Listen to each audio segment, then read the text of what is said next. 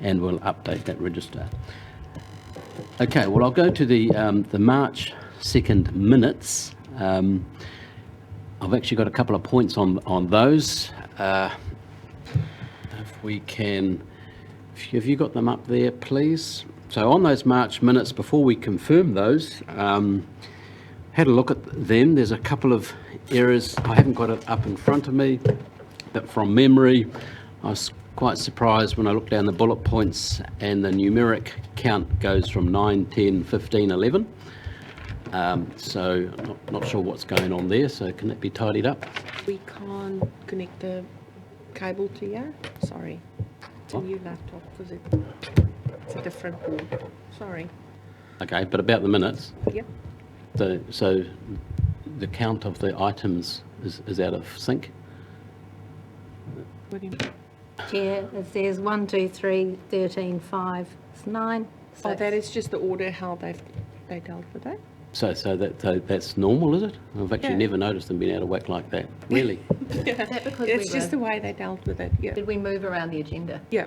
We did. Correct, That's yeah. So the item numbers as opposed to the numbering of the minutes themselves. Okay. Oh, good. Well, thanks for that clarification. 2 years in, I've just learned that one.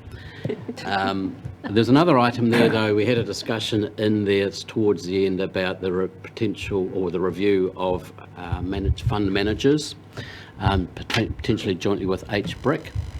We had quite a discussion about that. I can't see it when I was reviewing it the other day. I particularly raised the point that we shouldn't confine ourselves to just domestic fund managers, potentially look elsewhere as well. That doesn't seem to be reflected in those points unless I've missed that. So if anyone's got those minutes up. Or Annalie, have you got, you can't. Go on. Sorry. Right, so you haven't got them up. I've got the minutes in front of me. If you go to that part, I'd give you the number, but they're all out of whack. So So. fund review, just put down the points there. So the resolution, So that was agreed and noted, but it doesn't seem to have made it through to the minutes. Except you have just said that procurement criteria can be included in the review scope to be assessed against. Yep. That was particularly the offshore bit, which wasn't considered last time. So I suggest we can add to that because we had that discussion, it was agreed, it was noted and agreed that the fund managers, as we explore this, we shouldn't confine ourselves just to New Zealand fund managers. right. And Chair, if I could just clarify, you're referring to overseas domicile, because of course Mercer are a global fund manager and it's their New Zealand operation that is managing part of our portfolio at present. It doesn't preclude them, but on behalf of the ratepayer and the fees that have taken out of these funds as they transact and manage, if there's a better deal for an equivalent service available, it should be explored. And there may well be our New Zealand engaged managers are doing very well. Maybe there are others who just manage this. I don't know. That's the whole point. It needs to be explored and 1 or 2 tested. I could suggest a couple, and a Google search will find those for you as well. Sure. And Yep, that's fine. they weren't considered under the original proposal, what, about 5 years ago, whenever it was. Okay, so we could add that in. That'd be great. Are there any other things, just going through the minutes there, that anyone would like to raise or feel have been missed out? Yes, Stephanie. Chair, I just had a point on the last item, I think it was 13, and just to refresh your memories, because it was the last item, we were running quite low on time. In the prior agenda, it talked about there being a people plan being submitted to the leadership team, and the recommendations that FARS was asked to make was to confirm that the management actions adequately responded to the Crow report, and to report to the Corporate Strategy Committee that there was adequate evidence of management action being taken to respond to the matters raised. And at the time, I raised that given we hadn't seen the plan and it hadn't been finalised, that I was uncomfortable endorsing that recommendation, and Yes. perhaps if we were to proceed with that, we'd need some kind of check-in point, but in the minutes, it's and then the meeting ended quite abruptly, and I don't think we carried any motions other than receiving the paper, but in the minutes, we've got that, that those recommendations were resolved. And I'm So not sure, I zoomed off at that point, but I don't recall those motions being carried. And I was there, and I recall that, and yeah, it's very unfortunate. Often we suddenly get driven by the clock. There was something else going on that day. But what are you suggesting that we may change or add in to what's in those minutes to make them true and correct? Well, if it reflects what happened after I had finished the meeting, it doesn't. Okay, well, I think we need to correct that and instead accept the report as tabled. But we were also going to get a copy of that people plan circulated, and I haven't seen that. No, I don't think anyone else has seen that. Neil? No. So let's just, is there a change to the minutes we need to make? I think we need to change the And minutes because if that resolution wasn't passed. it wasn't passed. None of us can recall it being passed. Maybe there was an intention at some stage, but so why don't we just rescind that part of the minutes? So just take that bullet point out, and then I'll put the minutes to everyone, but then that gives me to my next question, which is any matters arising from the minutes, and we'll have a quick chat about this and clarification. Okay? Stanley, we'll take that out of the minutes, that So little that would part. be points 2 and 3. 2 and of the 3. Yep. resolutions. So if those two, those are amendments raised there by Stephanie, and the point that I raised about the wider sphere of potential fund managers to be explored, can I move those minutes as true and correct? And Stephanie, second. Thanks very much. Passed. So matters arising from those minutes, just before we get to some of our other bits and pieces. It does raise a very interesting matter, Stephanie, and can someone help us? What is the status? Where is this report? What was happening next? I do recall I have had quite a few discussions with members of the leadership team to engage, particularly with Stephanie, if necessary, given her areas of expertise and knowledge, and she offered to assist, but nothing seems to have happened, or at least I'm not aware of much that has happened. So can someone inform us of where this is all at? So a people plan has been drafted and has been presented. I'm just going back trying to find which committee of council, if any, has cited this. The only one that may have is CNS, and I can't recall it. That's what I'm... We had a preliminary, we had a draft to consider. Yes. And I can recall I think at the CNS having a discussion. I think there was an element that I was particularly interested in around talent mapping. Yep, and that's they were right. going to have that discussion. So I think there is one in play. I just can't recall precisely what its status is, whether we received it, or we would have received it, but whether it's completed. It's still in draft, I would imagine. So look, it hasn't been finalised and approved. That is correct. So it didn't go to FARS. It was in preparation when you last met. It did subsequently come forward from Liana for the CNS meeting. There was a discussion and some feedback on it. It's back with her now, and I'm just trying to think through what's the best pathway to bring it back, either here or to CNS on the 1st of June. It would probably make sense to bring it back to CNS. And what I suggest, Chair, is that I ask Liana to discuss the plan with Stephanie as the independent member of this committee who won't be at CNS, and get any feedback from her in finalising the proposal for the CNS committee. I do know that she has met with Stephanie previously and had some discussions about the broader context of our people and talent management, and that has fed into her thinking and the development of the plan. But a further conversation, I think, would be helpful. rather than push this out to the next FARS committee and then back round to CNS and then back round to council, because I think that's going to delay the implementation of the plan. Sure, so a couple of points in there. I'm fine for it to go to CNS. It was noted it was a very important item for us, which was the whole point of us having Crow to do it originally, I don't know, 9 months or a year ago now, and as well as the issues in around staff turnover, which is really where it kind of started to point to. So very, very important paper, but I'm still not sure where that item in the minutes came from, given what you've just said of this uncompleted draft report. But anyway, let's leave that aside because we can't undo that. So could you, Stephanie, just ask, how many times have you been engaged in and around? I've had one phone call with her. One phone call.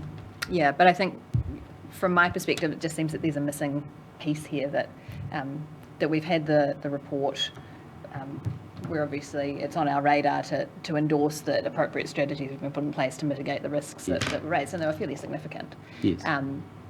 So we really need to close that loop out, and I'm happy to be as involved or not, but I would welcome the opportunity to have a look at the plan and an opportunity to comment on it.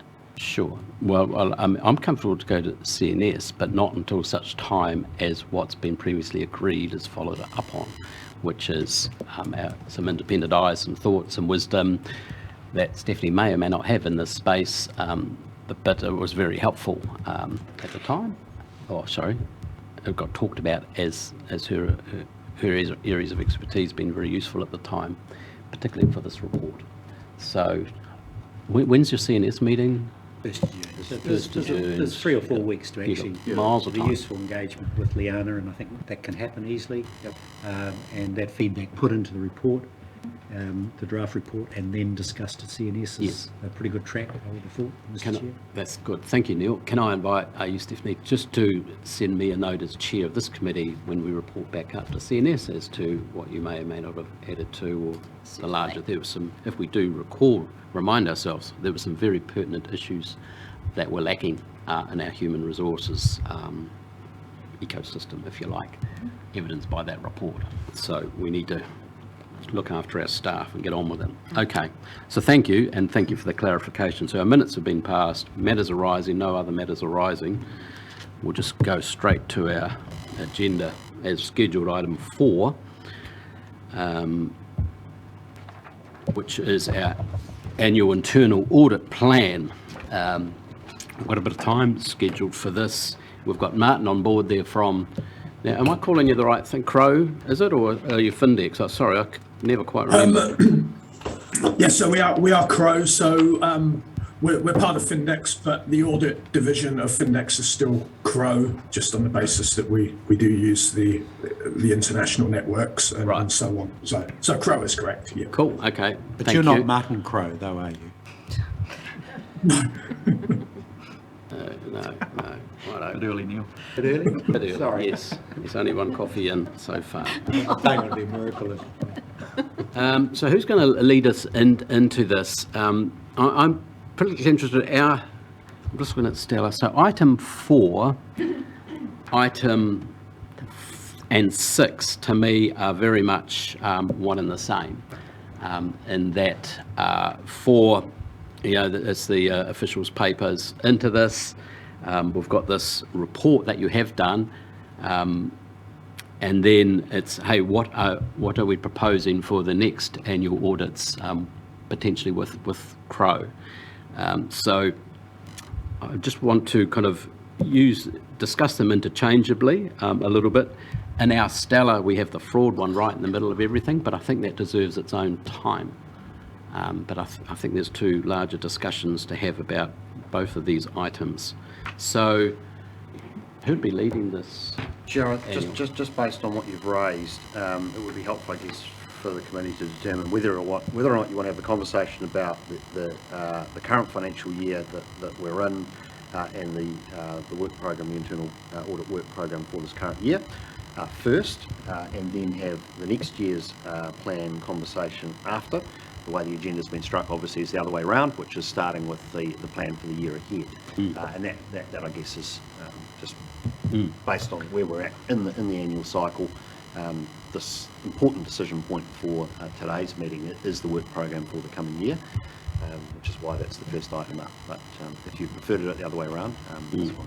Well, I'll tell you what, why don't we shuffle our agenda around a bit, and I'll throw a cat amongst the pigeons here. We'll deal with item 5, which is the report from Crow with regard to fraud, potential fraud in the organisation. Then to pick up the CEO's suggestion there, then we'll go items 6 and 4, kind of as one. So a standalone report around fraud, current status, moving towards audits for the next financial year. Does that kind of make sense? You comfortable with that? That's fine. Right, okay. So Martin, I've thrown you a curveball there. I guess, are you introducing, or James, are you talking to item 5, which is the fraud internal report? We'll go to Martin to speak to his findings, I think, first. Okay, Martin, do you want to talk us through it? There's some very, very interesting bits in there and findings in there, so thank you very much. Just for the sake of those that are watching, the term fraud will be used a lot in this particular discussion. It doesn't mean there's rampant fraud through this organisation at all. It's just all about the possibility and any gaps in our systems that could enable or allow or not catch fraudulent activities or things leading up to it. So, Martin, I'll pass to you there. You are live across the globe at this time. Just to remind you there as you're leading us through your report. Okay, well, thank you there. And yeah, I think as very well introduced there, it is a report around, I guess, the structures that are in place to, I guess, ideally prevent fraud in the first place, but then to detect, and if it does occur, then having the appropriate procedures to respond to fraud as well. So there are always the two sides. There's one is, I guess, the formal side around policies, procedures, and so on. And secondly, then, I guess, the cultural approaches in the council. You've always got the issues around the rationalisation of fraud and, not having a good ethical culture, not having the sort of the understanding as to how people should behave, regardless of what formal policies may or may not be there. And I think certainly on that cultural side, there was certainly a very strong view across the board of people we spoke to around, understanding, what behaviours are acceptable and what aren't, and calling out bad behaviours and so on. But I think aside from that, there were some weaknesses around the actual policies that we found. And I think if we look on page 23 of the agenda, then we've got our sort of key observations there, and I guess it's really in that part around foundations, fraud and corruption control that we saw weaknesses. We did have some discussions with the leadership team around the rating of 2 that I had given there, and I'll acknowledge that it is a harsh rating, but I think it was justified just on the basis that there is a fraud policy, and what's in that policy is fine, but there's a lot that's not in it. And certainly looking at the wider government sort of structure as well as local government, certainly corruption is where there are key risks, and the policy doesn't really touch that much on corruption, speaks a lot about fraud, not so much around corruption. Also, it wasn't that easy to find who actually owned that policy. It hadn't been reviewed since 2016. So just a bit of a general understanding as to where that should sit within the organisation. Does it sit with risk management? Does it sit with HR? Does it sit with finance? Sort of where is the real ownership of that policy? And then some awareness of the policy as well.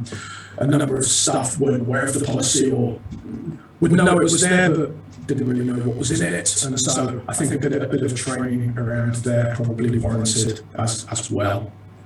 I think the other key area in both the sort of foundations for fraud and corruption and also in the prevention was around the area of conflicts of interest as well.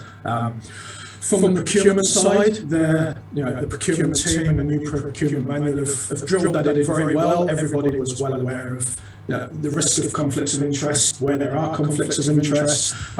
Speaking, for example, to the IT team, they'll say, well, there's sort of 3 main providers in the Hawke's Bay region, but of the IT sort of managers, all of them have worked for at least one of those organisations at some point in the past. So a recognition that there are conflicts and the fact that they need to be managed.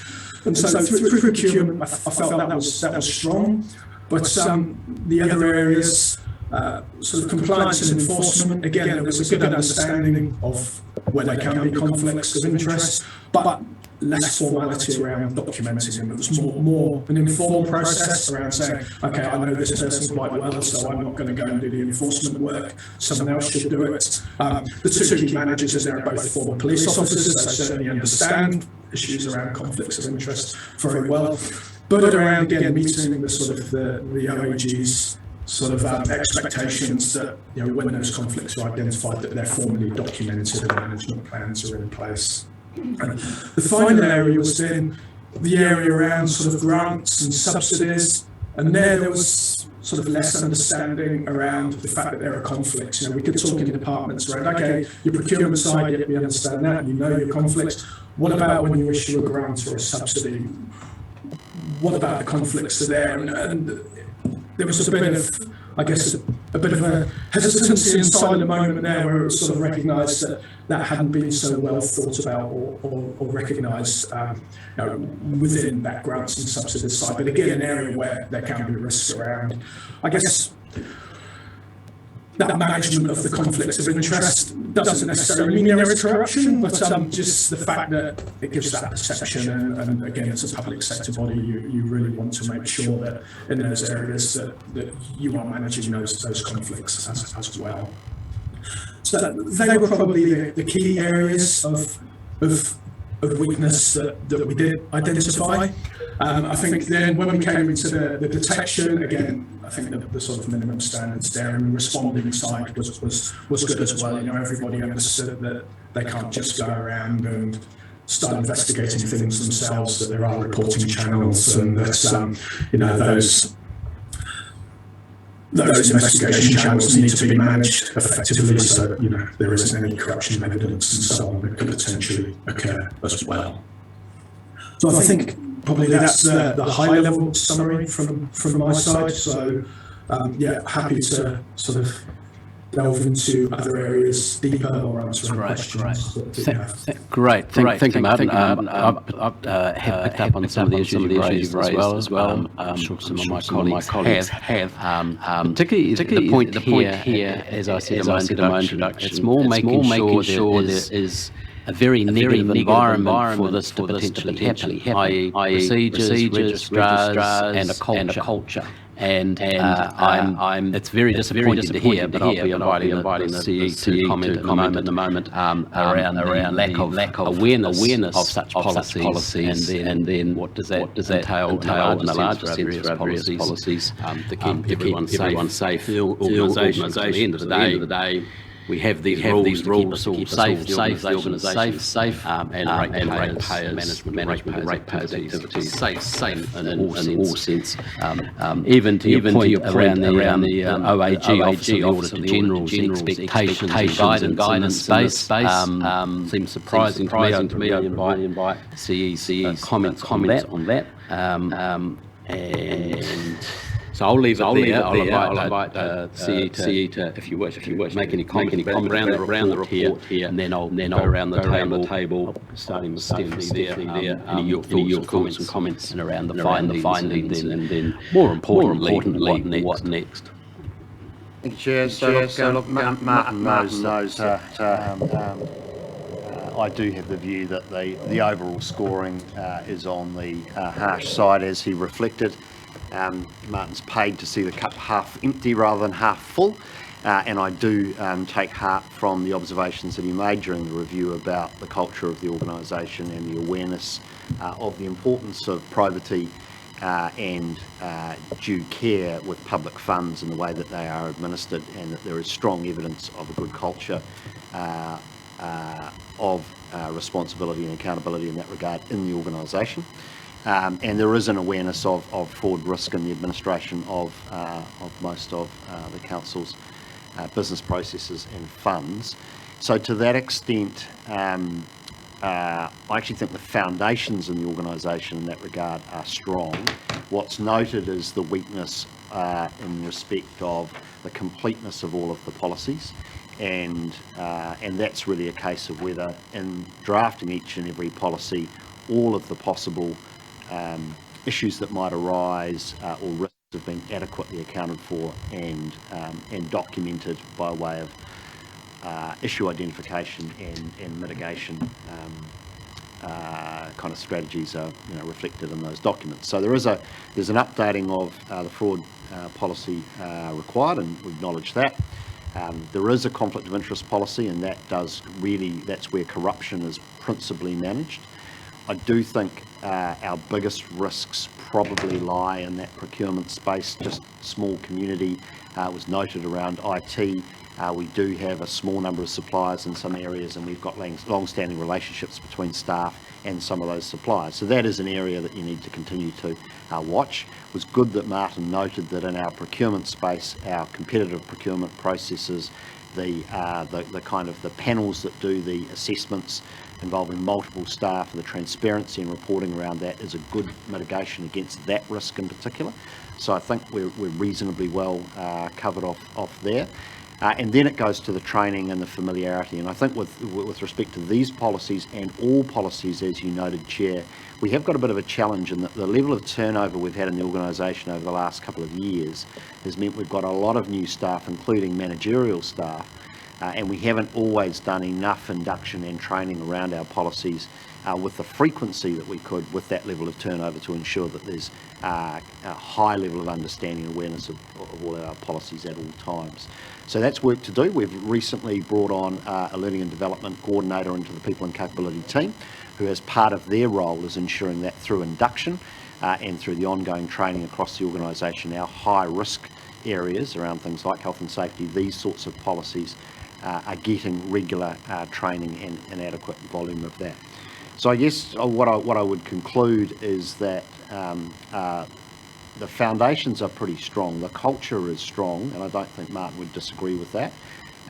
So the things which drive outcomes here and drive ultimately whether fraud is a substantial risk to this organisation and to the ratepayer are actually are quite low in my view, and it's more around the completeness which goes to the documentation and the adequacy of our registries and reporting and accountability. So we're overly informal and we don't have enough of the formality in this area to meet the expectations that I'm sure this committee has and Crow has as well. So work to do there, and that's obviously been recommended in the report, and don't disagree with any of the recommended actions there. I think it's just the overall assessment is a little bit on the harsh side with respect to fraud risk as we sit here today.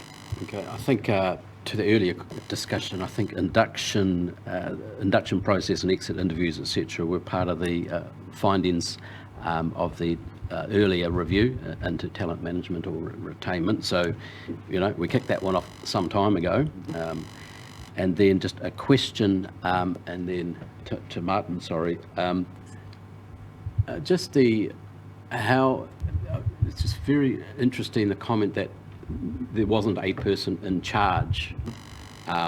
So who sets that? Who would, from your organisational kind of structure, who would be that person in charge or the go-to person for things that's been raised? So our expectation is it would be the Group Manager Corporate Services, could be the Chief Financial Officer, but it certainly is my intention to sheet that accountability home formally and make the business owner the Group Manager Corporate Services. We're obviously in the process of recruiting a new one at the moment, and upon appointment, an action arising out of this review would be formally to give the business ownership of our fraud policy to that GM. And sorry, just a final one. How live is the conflict of interest or influences registrar across particularly the leadership team? Well, the policy itself... Sorry, the registrar, not the policy. Well, is there one? So my EA keeps a record of anything that arises, and at the moment we have no existing conflicts of interest across the leadership team that are of note or of concern with respect to any of our procurement processes, etc. Yeah, but this talks about beyond procurement. Yep. So, actually, Martin, I'll just give you a quick right of reply because you were deemed half glass full, empty person. It may or may not be true. I don't know. But just what you've heard from the CE, because we are looking to your independent advice or recommendations here. Fair comments from the CE here.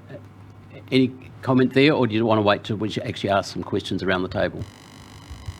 No, I'm happy to wait for the questions around the table. I think, probably the discussion, irrespective of the ratings, I think there's agreement around all the recommendations and steps to be taken, and I guess that to me is probably the more important factor, is to recognise that those recommendations do need to be implemented, and there is agreement around them. Okay. Stephanie. Thanks. I take James' point around the scoring being a little harsh. There were a couple of points that I picked up on that perhaps I felt overstated the risk. The protected disclosure stuff, for example, that doesn't come in until later this year, that piece of legislation. So I think the commentary was that had been tabled a couple of years ago, and the bill certainly had been, but I would hate to think that people think that we've been sitting on changes to legislation for years that haven't been implemented, because I don't think that's the case. And that was just one example that I picked up. Equally, though, I think that the recommendations are excellent. The gift register, for example, is something that a lot of organisations miss, and it's the perception of those little kickbacks that you need to be very conscious of in this kind of organisation.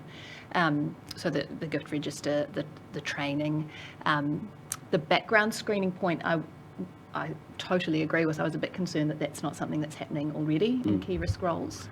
And feeding onto that in terms of the time frame for some of these recommendations to be implemented, I query whether there shouldn't be a bit more urgency on some of those points. Some of them have been pushed out to September, October, November. Perhaps that's for the entire piece of work to be finalised, but I would have thought something like criminal record checks could be done very, very smartly for new roles going forward, and identifying which of those key risk roles need to have appropriate background screening in place, not just a reference check, but a whole host of background screens. I'd imagine that'd be kind of standard procedure in many organisations to Absolutely. do that. I've got to say, often it becomes a standard procedure once there's been a problem. So I think we're lucky in that regard, that we've got this opportunity to respond to this being highlighted. But if someone was successful, we don't know we've had a problem. No, that's right. That's right. So I think, my feel was perhaps it's a little overstated in some points. Excellent recommendations that I think need to be prioritised perhaps more than they are in some of that time frame. Thanks. Check on it. Thank you, Chair. Pretty much everything Stephanie has said, great recommendations, and also commend you too, CE, that you're going to take action on more active when someone's been inducted, have more active induction on policies. I think that's very, very important, especially with our large turnover at the moment of staff. The other thing that I just wanted to note that's come out of this discussion is the review of policies. Clearly we're not on a 3-yearly review, because that policy hadn't been reviewed, the fraud one I think it was, since 2016. So have we got anything in place that we're reviewing policies every 3 years or something? So we now have an expectation of a rolling review process on about a 3-year cycle. Yeah. And the primary driver really for the lack of review of policies in these areas has been a significant change we've had in the management of the directors in Happily over the last few years. So we have gone from one HR employee for the whole organisation 5 years ago who was doing these on a very ad hoc basis through a series of organisational change and restructure processes to now, people and capability team, 8 people, with a structured work program and therefore the regularisation of review of all policies. Recently, the People and Capability Manager did send all of our internal policies to our employment lawyer for review, and they have been updated from a legal compliance point of view, but they haven't necessarily had the sort of content and policy review that Martin's referring to here. So while we know that they're all up to date in terms of their legal compliance, their fitness for purpose, if you like, does require more specialist input. And so we've got some work to do on these ones, but I've no doubt that in other areas of internal policies we probably need some specialist advice to ensure that they are up to speed. So I suggest we bring back to this committee a report on all of our internal policies and the work program associated with those. Yep, that sounds really good. And just finally, 2.75, whether it's harsh or not, I think it's fabulous that it's put us into action to update things. And Which one's that? it's the overall rating was Oh. 2.75 out of 5. Yeah. Whether it's harsh or not, it's great that we've raised this today and we're actioning it. So 54%. Okay. So can I, before we go to Will, Martin, the kind of the scorecards, plus or minus 10% or whatever they are, at the end of the day, just numbers. But how do they sit relative to other organisations that are in a similar space that you are aware of, or your organisation may have done similar audits of? Probably very, very similar. I think it is an area where I guess we do tend to be quite conservative with our ratings in the basis that we don't want to give an impression that you hit the minimum expectations and therefore everybody thinks everything's okay and nothing to do anything about it. So I guess, I think the comments just sort of made reflect that is there is an area to do more. And to be fair, probably to give higher than a 4 is always difficult because the fraud landscape does always change, and to start saying, well, you've got everything in place and nothing's going to happen is not really feasible in the sense that we all stop at things like dual controls, but if there's collusion, then your ability to manage fraud risk then disappears, and those sorts of challenges as well. So whilst it's 2.7 out of 5, it's almost 2.7 out of 4 because I don't think I've ever given anyone more than, say, a 4.5 on anything anyway. So we chase perfection, but we're quite realistic in where we are. We understand that. But the world will be a lesser place without auditors. There you go. Will? Oh, look, I haven't really got anything to add, Chair, but I was just going to say what Jacqueline said at the end there about, just a great process to identify the gaps and areas where we need to address, and following on from what Martin just said, the low score hopefully just actually makes us sit up and address those, as opposed to a higher score would be more of a case of sitting back relaxed about it. So worthwhile process. Thanks. Just before I go to you, Neil, given the score CE, it's a wee bit of a loaded question, but have we been lucky? Because we recognise there's gaps in our system given this report, and you've acknowledged by and large that. Have we been lucky to get to the point of where we do not believe we've suffered from any fraudulent activities, etc.? Or do you got any comment to that? I think the approval processes we have around council expenditure are such, the dual approvals, etc., the delegation system we have, the oversight of our finance team of all of those transactions are such that I have confidence, and so I don't think it's by accident that we're in the situation we're in. Our annual analytics audit suggests that we have those risks pretty well covered. But I take Martin's point that if there's collusion and a concerted effort to defraud the council, that is technically possible. But having said that, that's a risk that you can almost not entirely eliminate. If a group of individuals were sufficiently motivated and sufficiently well organised. Almost in any organisation, you could ultimately get there.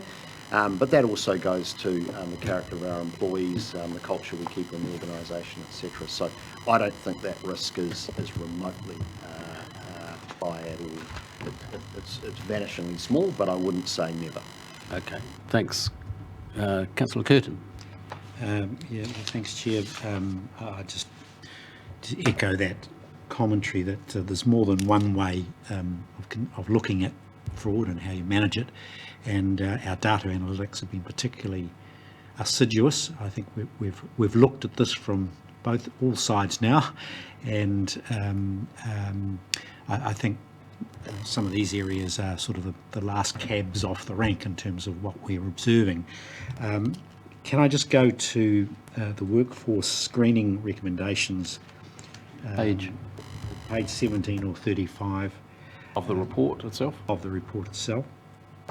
I just want to go, we talked about the MOJ checks, which are actually not as straightforward and simple as you might want to expect. And obviously the policy will come back and describe what levels of the organisation will be subject to MOJ checks. So that'll be interesting to see where HR come back to on that. But my question is, are employees asked to sign a criminal offence declaration prior to a check, or is there something that's done by way of declaration? So typically a new employee is asked to declare whether or not they have any criminal convictions. So that is done as a standard part of onboarding. Okay. What we don't routinely do is then run a check against that. MOJ. Yeah. So we do rely on the disclosure of the individuals. There are specific roles where further steps will be taken. For example, those being employed in environmental education going to schools, for example, will get an additional level of scrutiny.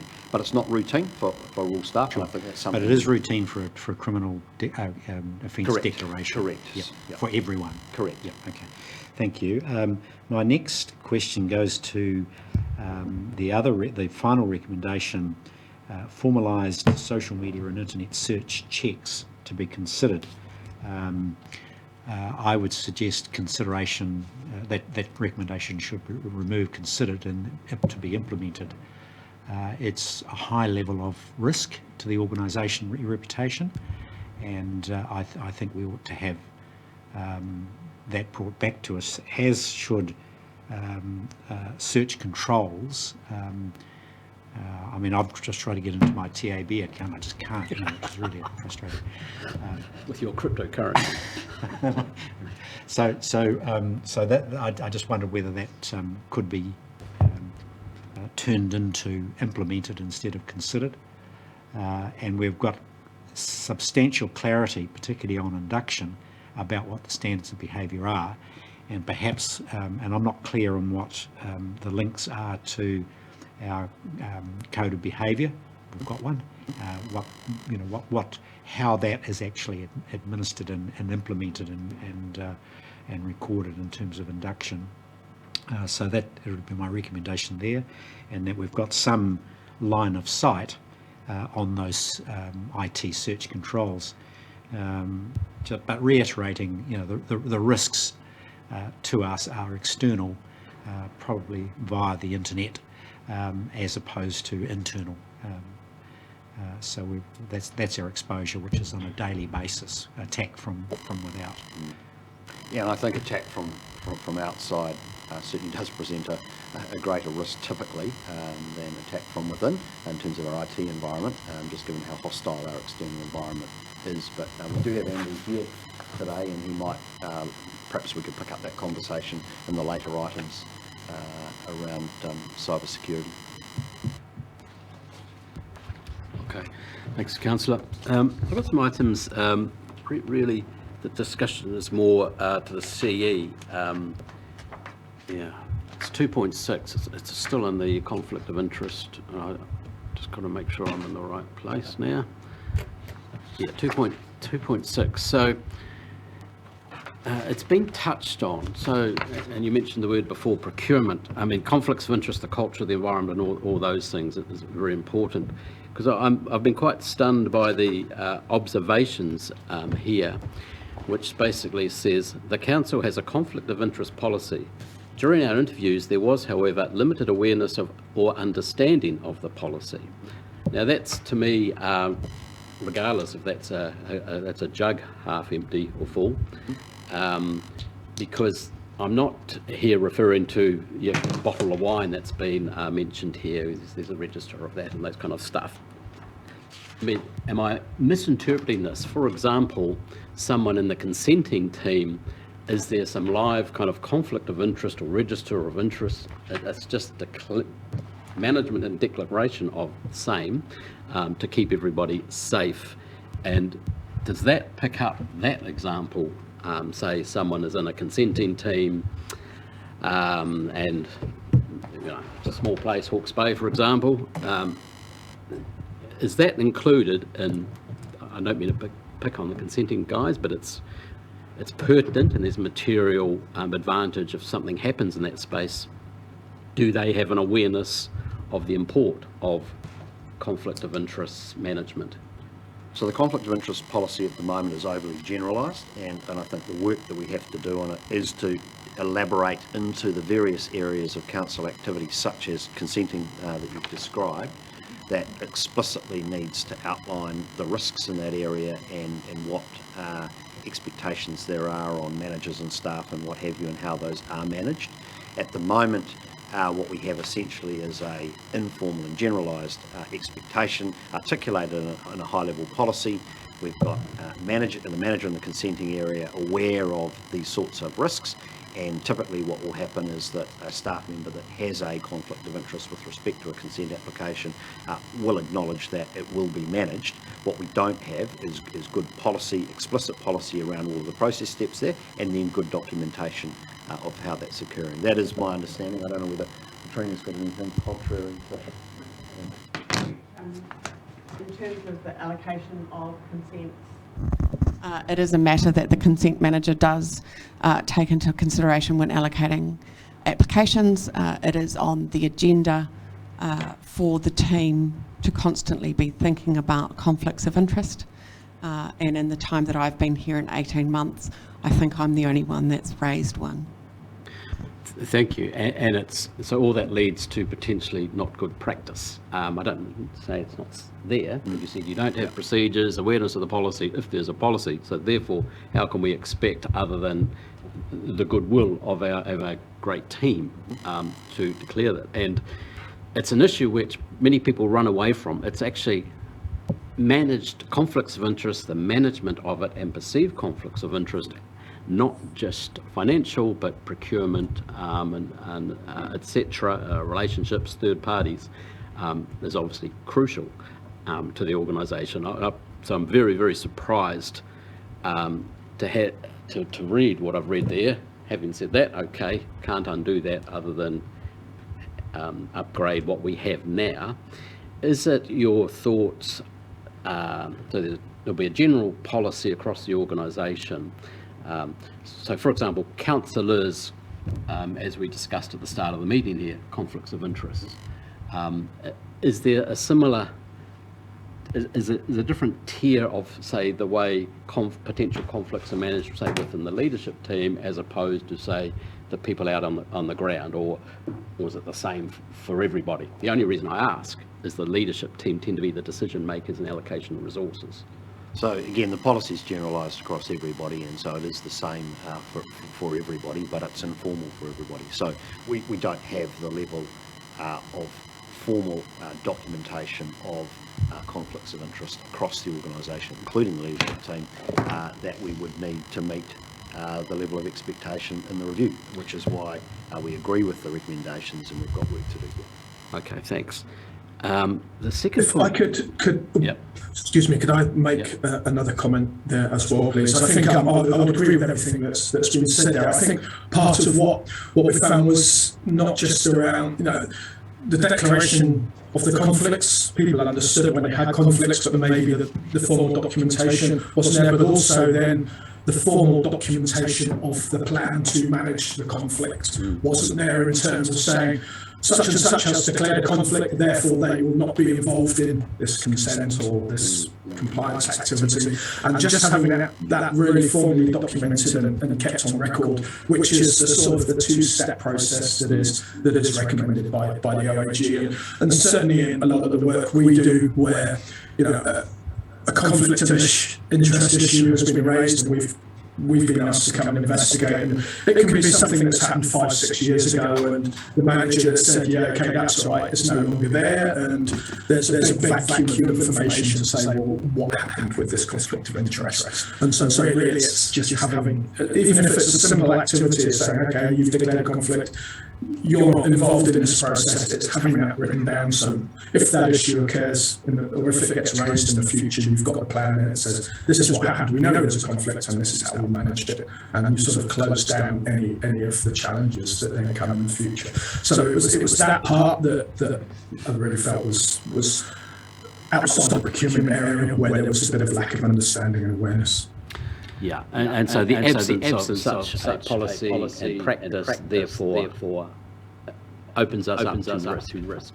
And that's the whole point of all of this, to try and minimise that risk. And as the CEO was saying earlier, we can't 100%, would like to get rid of 100%, we can't, but we're targeting that, and all these improvements, to be fair, are relatively taken on board. But to my next point, which is very similar to this conflict of interest one, is regarding the protected disclosures, which Stephanie or Jacqueline picked up on there. I just, again, the CE to ask, the observations there, this is 2.13, detection for fraud and corruption control expectations, I think it's 2.13, in around, basically there seems to be no safe place or awareness for people to go, if we read again the observations currently, if they do want to, are concerned about some issue. And I struggle to reconcile that observation with the values of this organisation and the the mission that we all sign up to, in that an excellent place to work, transparent, we value openness and fairness and all those things. So do you want to make a further comment to that? And I note with the Act being changed, but regardless of if there's an Act of Parliament or not, if we aspire to be one of the best places to work, etc., in our various correspondence, I just cannot see how we can't have that or have it thought about. Is that a fair observation? And again, acknowledge that you've accepted the recommendations and we're going to get on and do something about it. But I'd be interested in your comment on that one particularly. This is an area that's had focus over a sustained period going back to 2017, when we first initiated a staff survey that had particular questions in there about how safe people feel to raise unpopular issues or the like, various questions of that nature, and we've been asking those annually since 2017. And when we have had pockets of the organisation where that's been an issue of concern, we've gone and directly engaged those staff to understand what's going on there. And typically that would be the behaviour of it, or the culture being created by a manager of a team in which staff in that team don't feel like questioning decisions or raising things that might be unpopular is welcome. And we've worked really hard on the cultural tenets around that, and trying to ensure that there is an expectation that we are an organisation that welcomes challenge and debate, but also that if people feel concerned about anything, that they feel able to escalate them. The leadership team meets with the new inductees typically on a monthly basis. Any new staff member that comes in sits around this table, as they did on Monday with the leadership team. And at each and every one of those engagements, I conclude them with a message to them that nobody should ever suffer in silence in this organisation about anything that they are concerned about, that there is an escalation pathway to the People and Capability team as an independent team, as well as their own team leaders and group managers. And I reinforce for all staff that my door is always open to all staff to come and talk to me about any concerns or issues they have. So that's something that that we continue to message to the organisation. And I'm comforted by the fact that people do come and see me. So ultimately I do have staff knock on my door from time to time with issues of concern.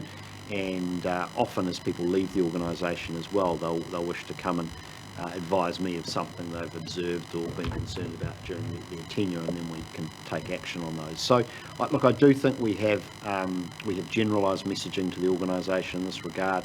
The culture, the leadership team are very clear on that we want people to feel safe to raise issues. Again, there's probably some stuff we can do around formal processes and policies and recording on that. So I think that goes to the broader set of recommendations here around what is perhaps an overly informalised approach to these issues, but our general orientation and culture is consistent, I think, with what this committee and council would expect. Thank you. Just before I go to those recommendations, does anyone feel the necessity or desire to strengthen any of those or add to them in any way? The first two are pretty much perfunctory bits and pieces, and then the third, essentially we're agreeing to the actions and recommendations and the various dates in there. I'm comfortable kind of where it is, but I'm quite disturbed with some of the observations in there. Having said that, there seems to be reasonable explanations for some of them, and again, more importantly, actions being taken. So if there is nothing anyone wants to add to those, can I have a mover, please? Someone like to move? So move, Will. Thanks, Jackie. Second that. So moved, seconded, and passed. Thank you very much. That will be revisited, obviously, at CNS. So you're given the flavour of what you've heard. May be worth to maybe just have a bit more to say when others are new to this paper, when it gets to CNS, around those the common theme of things that have been asked, addressed and concerned. That'll be really good.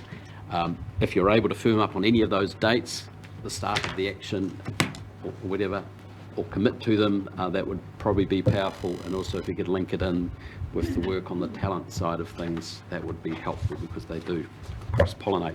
Okay, so as discussed earlier, then we're going to go to item 6 and then 4. Item 6 is the annual internal audit plan 21-22, where we're at on that, and then flowing quickly through to the annual audit plan. So we've got two papers there. Who does talk to those? You are? It's not Helen. It's sorry, I forgot the name. Olivia's here. Yes, Olivia's the author of the paper. All right. So I'll flag quite early, just before we say that I'm quite deliberately quite comfortable to have the discussion interchangeably, more focused probably on what's next rather than what is, but I'm not going to steal your thunder. But I'm very interested. We'll just note, I think it's on page 49, that we've deferred one or two audits, internal audits, about 20 hours each, now times 2, of which I've got a discussion item with colleagues. So I'm very interested in how that will fit in with our plans, just to give you a wee bit of context. But the floor is yours.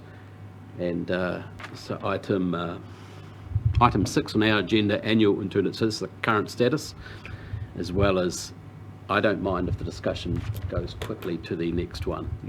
Your call. But I'm sorry, I've forgotten the name again. Helen and Olivia. Olivia, sorry.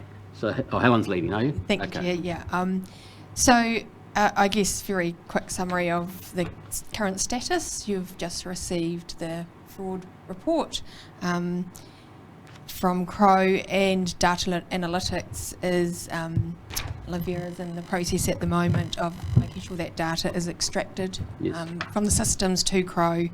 Some of the look of that now will be through the Tech1 system, so using the Tech1 data. So that's pretty much the status of that, and it is progressing and will progress by the end of the financial year.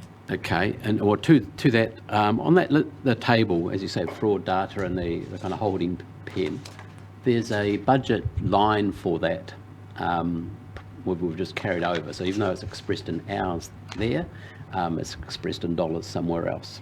So basically, we're just looking for something to apply it to. Yes. For that clarification. When do we make the decision about data analytics being biannual, every 2 years? Is that after we do the Tech 1 audit or something? Yes, that's right. When will it fall off and then be two that yearly? discussion will happen. It's proposed for the plan this year. You'll see that in the Yep. next item. And then that, depending on how the data looks as it comes out of this particular review, and then a whole year's worth of data for the next review, sort of this time next year, I guess we will be discussing whether or not we change that to every 2 years. Okay, so can we just reflect that little bit of commentary in the paper? Don't need to amend this, but next time it comes through. So there's a holding in there, because then it starts, we can plan a bit more about these various audits. And I guess the one other point to note, and if it's once every 2 years, it's just a longer extraction of data, so there won't be necessarily data missing out of the review. It's just we assume that risk for a slightly longer period. Fantastic. Yeah. Okay.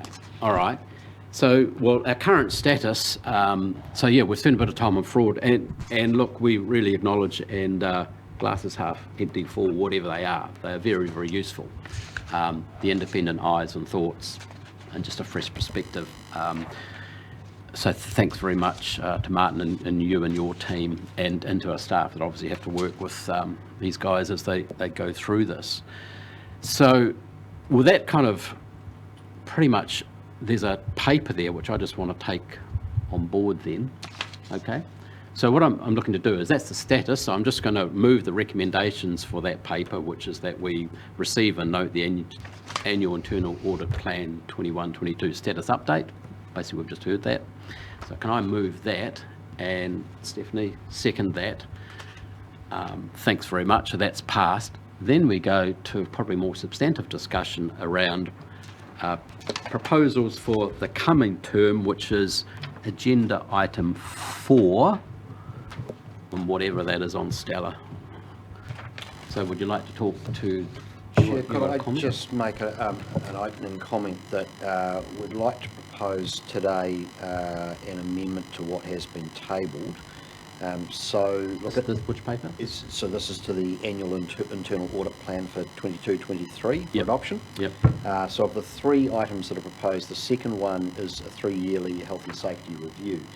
Now, what's proposed here is a review of health and safety reporting processes and mechanisms.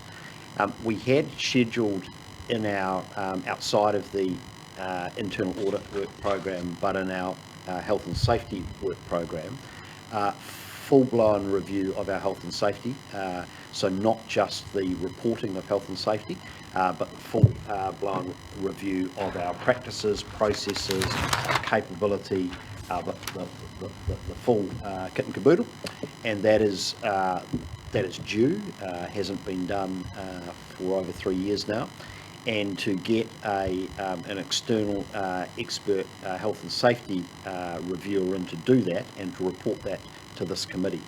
What I'd like to propose is that we undertake that review of health and safety, report it to the FARS committee, but it be done outside of the CROW internal audit program, and that we therefore bring forward the cybersecurity audit that was on the long list for this year, and undertake that this year in its place.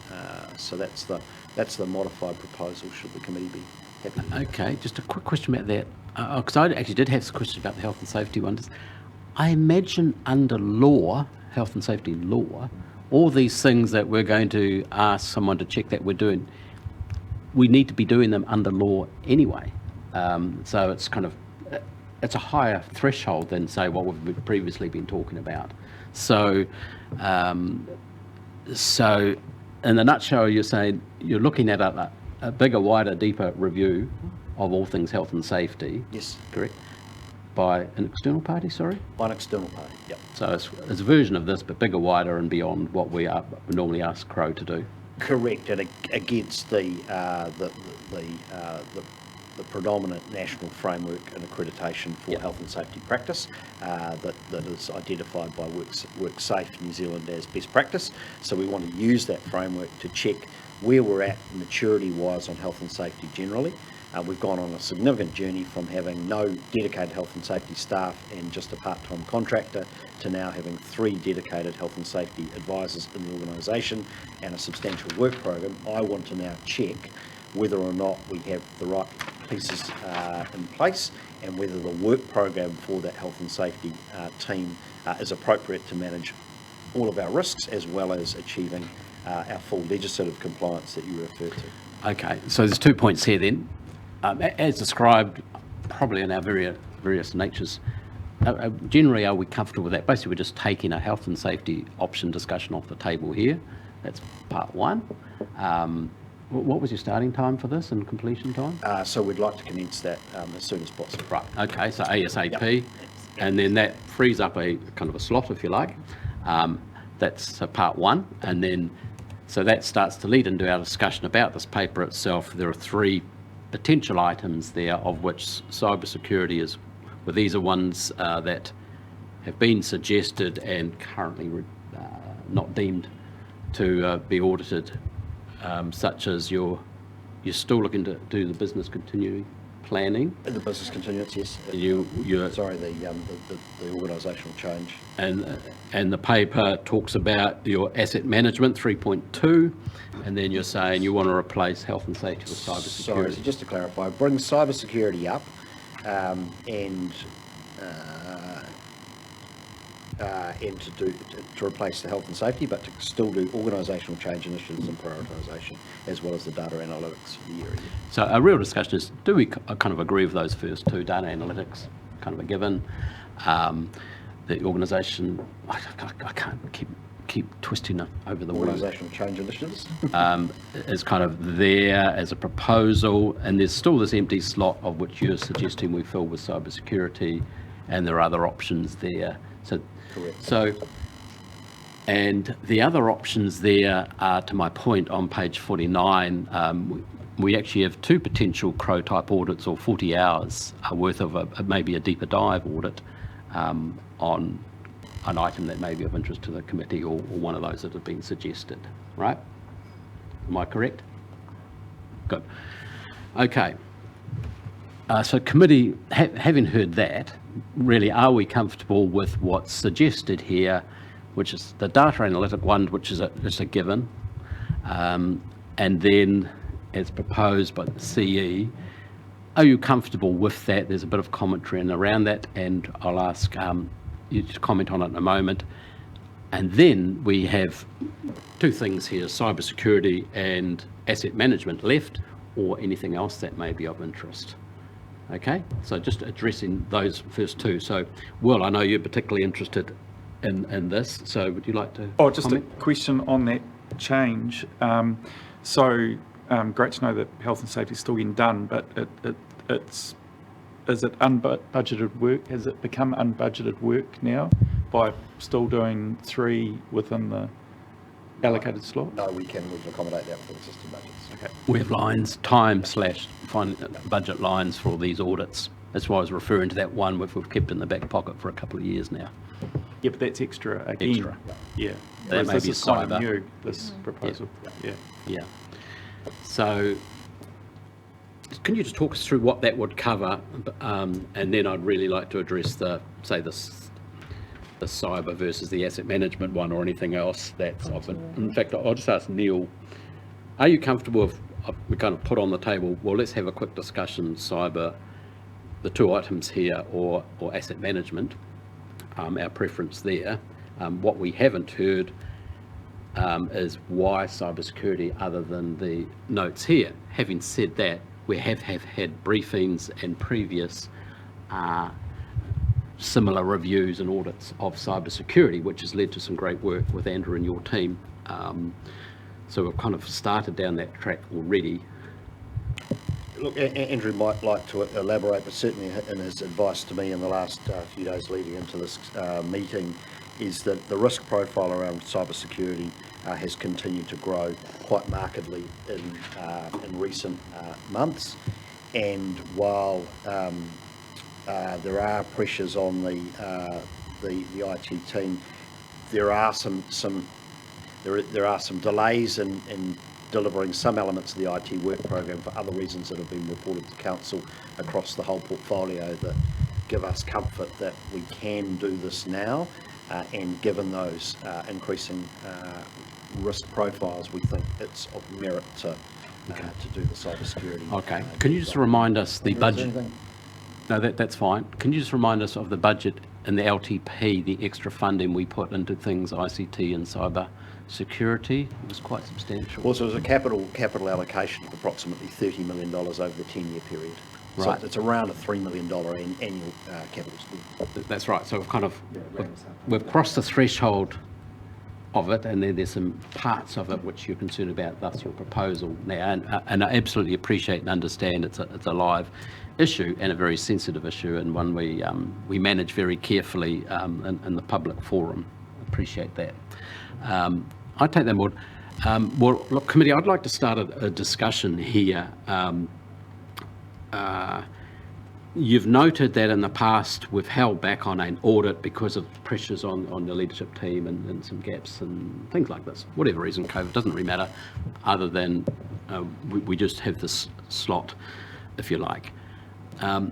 In the context of all other work that's before this council and recent events, such as climate change and our ambitions in that space, such as coastal hazards and all the work in and around there, such as council's particularly strong interest in recent events such as flooding in these precincts, and ongoing discussions and potential infrastructure type investments that we as a council may be making or are making in this space, and the growth in the balance sheet of this organisation, I'm very interested to explore around this table that actually we have an independent look at our asset management side of things, largely as proposed there, but in fact I think we could focus some of these things down a bit further and or widen them, but I'd be interested around the table in your various thoughts.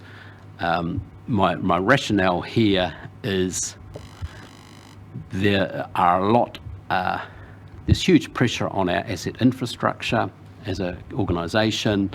The expectations and forward investment in assets under this council is only going to increase, and so our confidence in what's currently there, how it's managed, its propensity to perform what's expected of it, and future expectations, for example, recent reports about sea levels, etc., and inundation, I think it's quite pertinent that we have a look at that and seize this opportunity. But they're my thoughts. Stephanie, I don't mean to put you in the hot seat, but I'll just work my way around the table again. If you've got any thoughts in this space. So we're not comparing cyber security versus this, we're just saying we've got a slot. And I'm particularly interested in your thoughts, or if there's something else that you think we should be looking at. Look, I'm not as close to it as many of you are, so I'm coming at this with very little context. But it seems to me that you need to be looking at where the real risks are for the organisation and the region, and the positions against each other in that regard. And the events of recent months would tend to suggest to me that having a deep dive into some of those issues presented by the likes of the flooding and the ability of the infrastructure to handle that would warrant going down the path of having an audit on those assets and covering off all of those sorts of issues. And I guess from my point of view, it's where does the risk lie, and where would the ratepayers be expecting the focus to be? Not necessarily wanting to compare the two, because as I said, I'm not close enough to either of them, but I tend to believe that if you've got the cybersecurity and IT work has been a real focus, you've got a team that's been stretched, and you perhaps already know where some of those gaps might be, is there any sense in going through an audit process to create workload around that audit process to tell you something that you may already know? Are you better to get on with it, bed it down, and and take an opportunity to look at that through an audit process at a later date, and therefore prioritise something like the asset review at this point. Yeah, that would be my thought. Thanks, fantastic, thanks. Jacqueline? Again, it's, which is more important, cybersecurity or asset management? Both are very important. One thing that stands out really is, which is why I think asset management should take priority. It was noted that recommendations from a prior review by WO Infrastructure Management Limited are still being implemented with IT system changes. Now, I'd like to know when that was, that infrastructure management review, and why haven't we, where are we at with that IT system change? I think that in itself is saying that work needs to be done if we're currently doing the IT system changes. So I think it's important to crack the whip a little bit more really and say, have we got really good management over our assets? Are we, just everything, asset management, leadership and teams, asset management plans, what are we doing with them? Information systems, there's another one. I think it's really having all our ducks in a row and making sure that we are really clear on all our assets and forward planning for them. One little example, that I had, we spoke a few weeks ago about during the floods and the Waipukaro Bridge went down. During a meeting, it was said that, yes, it is insured. A later meeting, it's half insured. Okay, so that's conflicting. So let's find a little bit more information about assets. I think it would be great to have a really good management plan in place and know information systems are up to date and we know a lot more about our assets so that we can invest in them in the future. Okay, thanks. Can you just hold the thought of that first question around the IT stuff? Because there may be some other questions that come and then I'll ask you to respond. You all right there? Will? Yes, sorry, I got a little bit confused. So is cyber security up against asset management? Is that the question? Because I thought we had prioritisation. So I have proposed cybersecurity for this year, and it's still my position that asset management should be next year, but we'll talk about that more substantially in a minute. And sorry, where does the 2 gaps or the 40 hours fit in? So they will be used to either do an internal audit of cybersecurity, or do an internal audit of all things asset management as described in the papers there. So it is kind of one or the other, but it's not a head-to-head all and brawl, it's just the prioritisation that we think they're all very, very valid, but there's only one to fit through the drafting gate at the moment. Yeah, well, in terms of my priority, if you like, even before we get to that, really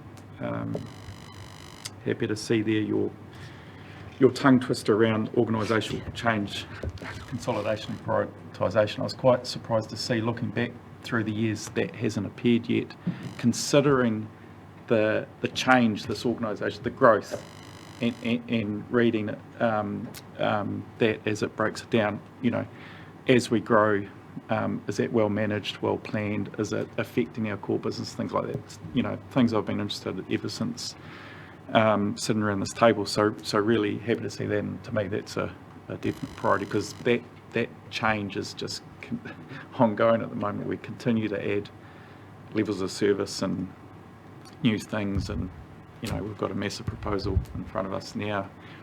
How does that look? Adding on to the organisation, is it going to impact? Are we in control? So really happy with that. Happy to take your advice, James, on the asset management versus cyber security. But asset management is a core part of our business. What our ratepayers see out there. And certainly we've been tested a few times just in my short 3 years here, and so certainly should be up there. But just let's continue to talk that through where we see the priorities. But from my point of view, probably asset management, simply because that feels like core business. physical structures that impact all our ratepayers, but if cybersecurity is your priority, then continue to explain why. Okay, thank you. Again, 1 or 2 points there to get you to respond. In fact, I will ask Councillor Curtin. I might just ask Martin, then yes, no, we should go to the CE first. Sorry, Councillor Curtin. Thanks, Chair. Called me about half an hour ago, that's okay.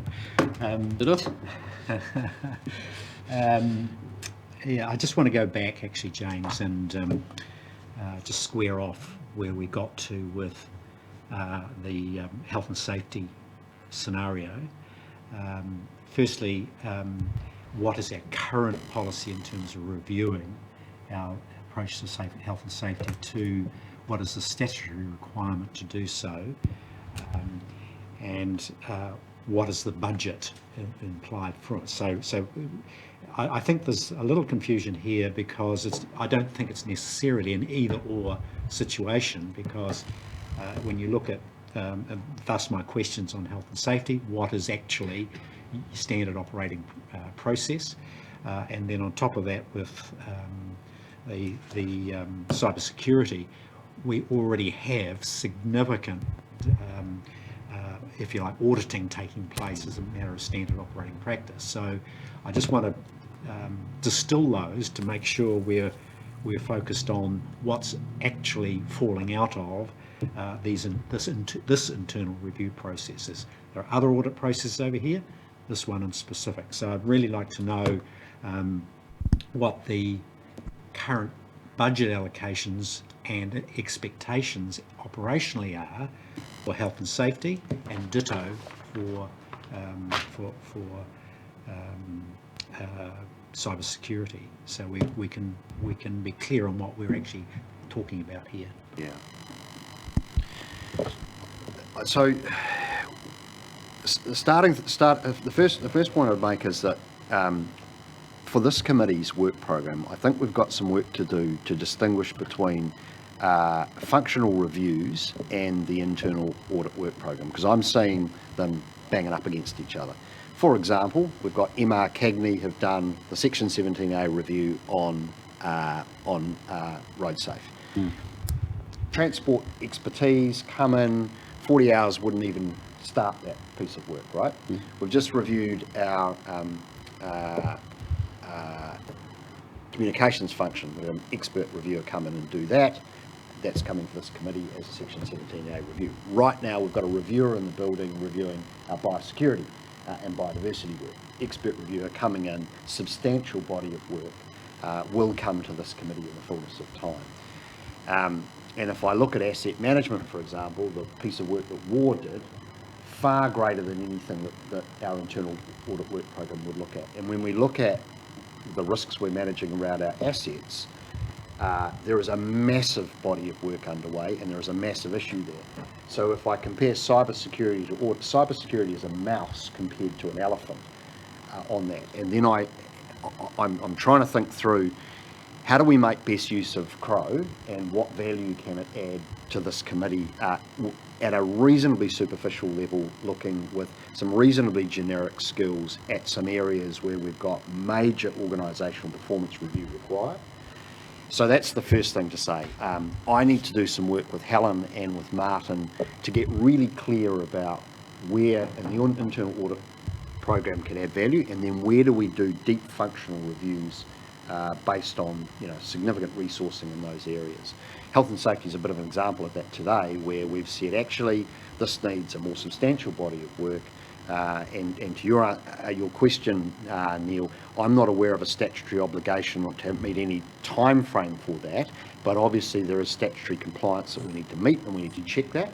And it would be useful for this committee to understand the budget allocations and the adequacy of that, and I would expect the independent review to make comment on that.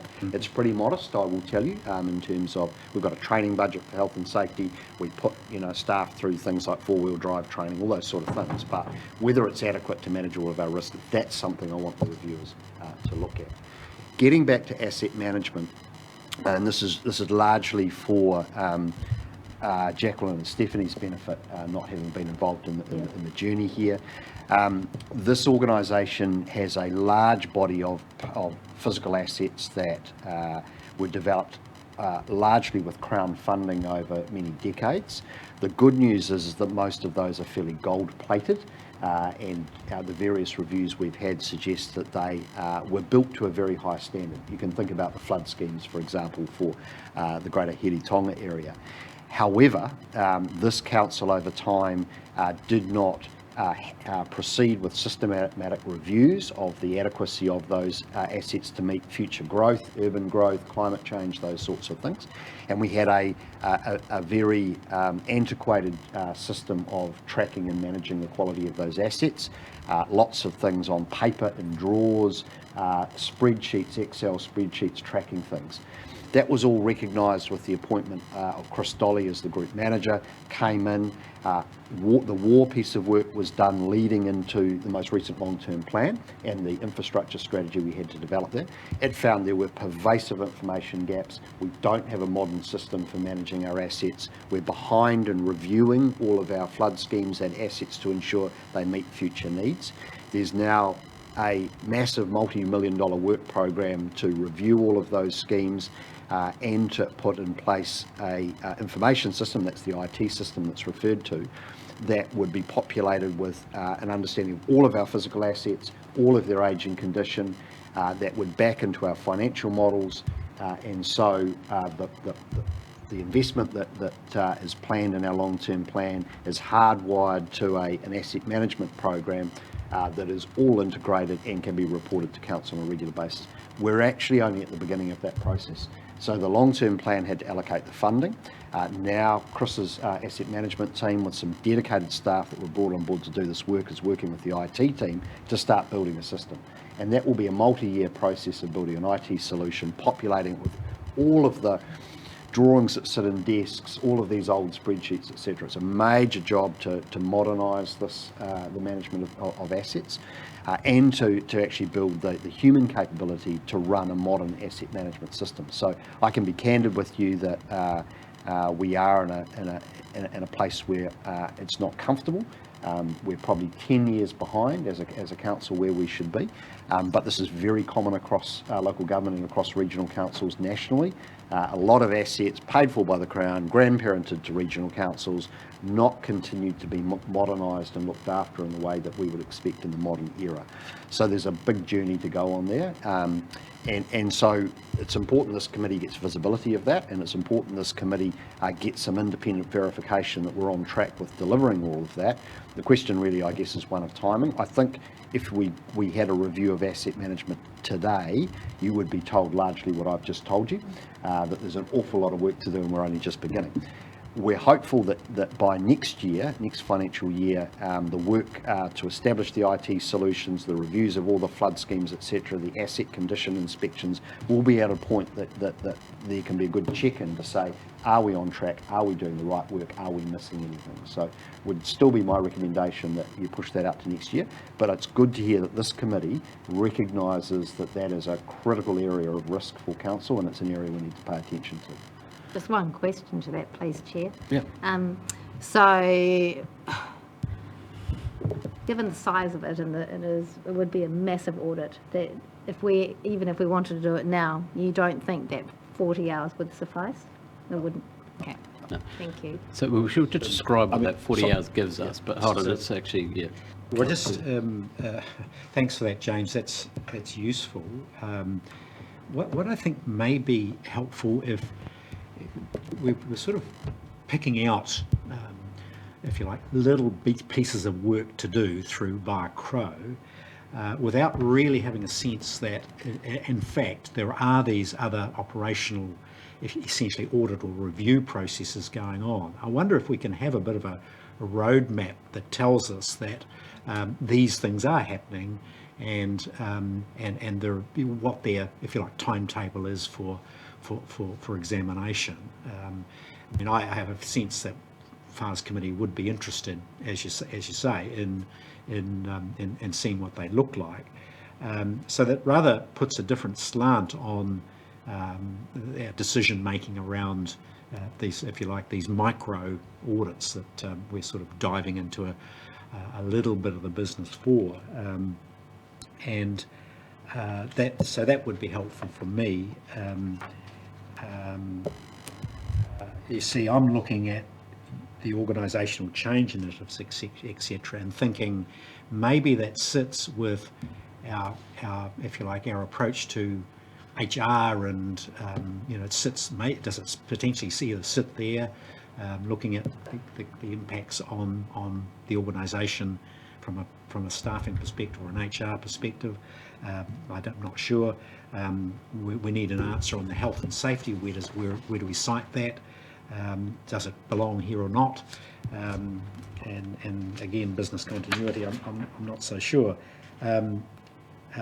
With hearing what you've said about asset management, I too am keen to see an examination there, but appreciating that there's already stuff underway. I wonder whether there's merit in having, if you like, an audit of the audit processes within that. So yes, there's stuff going on. It's got a program of examining all the wheels and motions of the asset management approach. Maybe is there scope to actually say, okay, what does that look like? And that's it really from that perspective. So it's a shallow dive into what the deep dive looks like. That's potentially one of the outcomes of this discussion.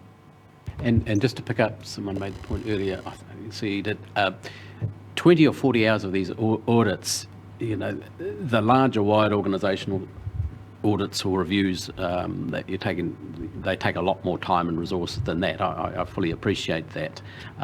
But look what we've received, and say under the fraud stuff from 20 hours from independent eyes. Now, perhaps this goes down to, because I was going to invite Martin, having heard this, and particularly the CE's concerns here, that actually it's the question that we're asking, what to be audited or what. So, for example, as in I think it's Findex's paper there, understanding and defining asset management requirements. Well, regardless of what IT system we have in place, an Abacus or the latest Mac, that's almost a policy and an understanding and a process and a knowledge base. So, which I presume would be flushed out by such an audit. So, just having said that, Martin, having heard this, and we maybe, well, you've made commentary on that, and if our expectations were, hey, Crow, tell us all the good and bad things about our current asset management, I assume you're going to say that's going to take more than 20 or 40 hours. So, as discussed here in this paper, what do you think we'd receive, and any other comments you have if we were to pursue this? Yeah, I mean, certainly the asset management audits tend to be a little more than 40 hours on the budget. I think, as the Chief Executive also has mentioned, there's already a good awareness of what the issues are, and whether it would just be a case of us then sort of telling you what you already know and what value there is really in doing that at the moment. Sorry to interrupt you. It's actually what this committee does or does not know. And you may have picked up on this committee does not know a lot about this. Okay. So thank you. Keep going.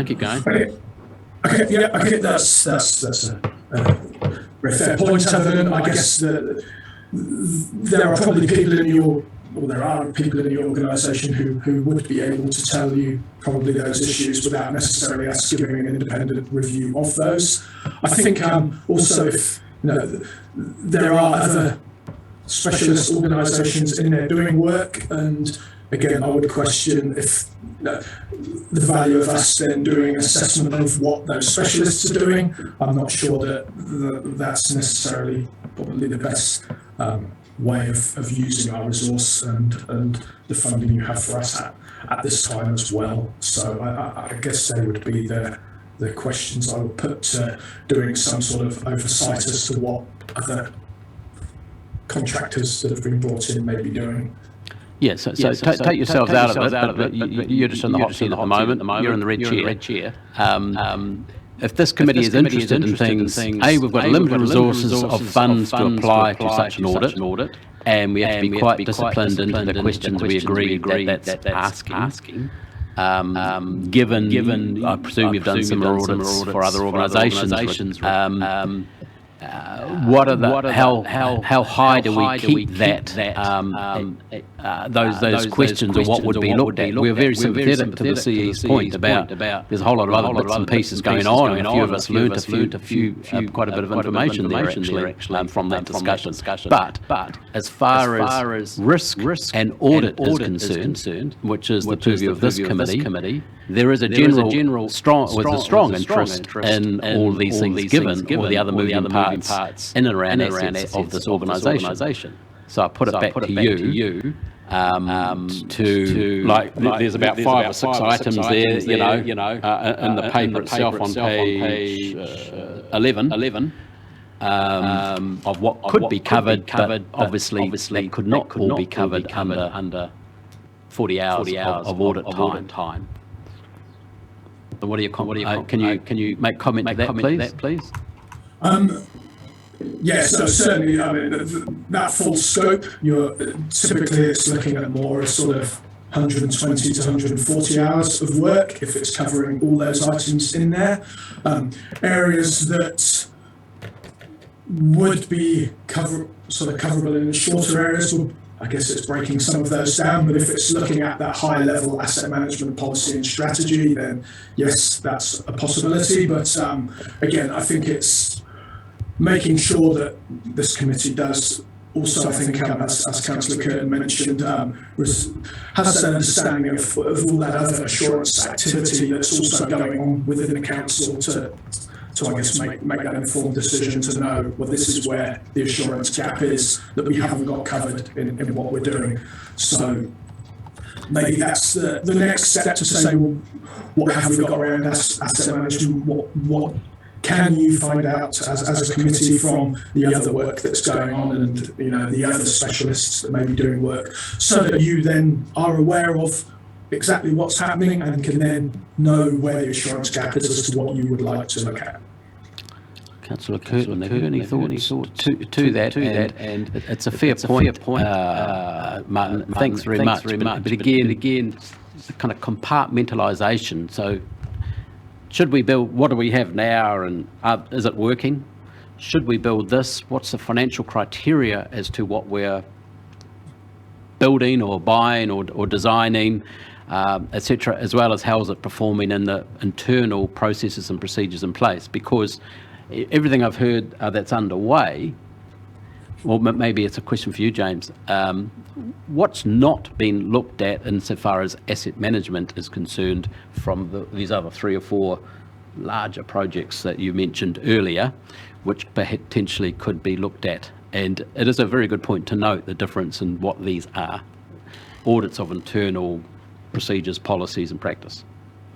Chair, can I suggest that at the next meeting of this committee, we ask the Group Manager Asset Management to provide a presentation on the work that's being done around asset management, and then that will inform hopefully a discussion around the sort of gaps that might exist, the opportunity to provide some additional external assurance around that work program. It might be something that Martin can participate in by way of a discussion and a briefing. At least everyone would have the same level of information about where we've come from, where we're at and where we're heading, and then that can inform further discussion on the time allocation that Crow have. Similarly to the point that Neil raises around the visibility of the totality of review work, we have got a table, and I think it has been provided to the committee previously, and I don't think it's in this agenda pack, but that has populated not only the internal audit work program, but the Section 17A reviews and organisational reviews.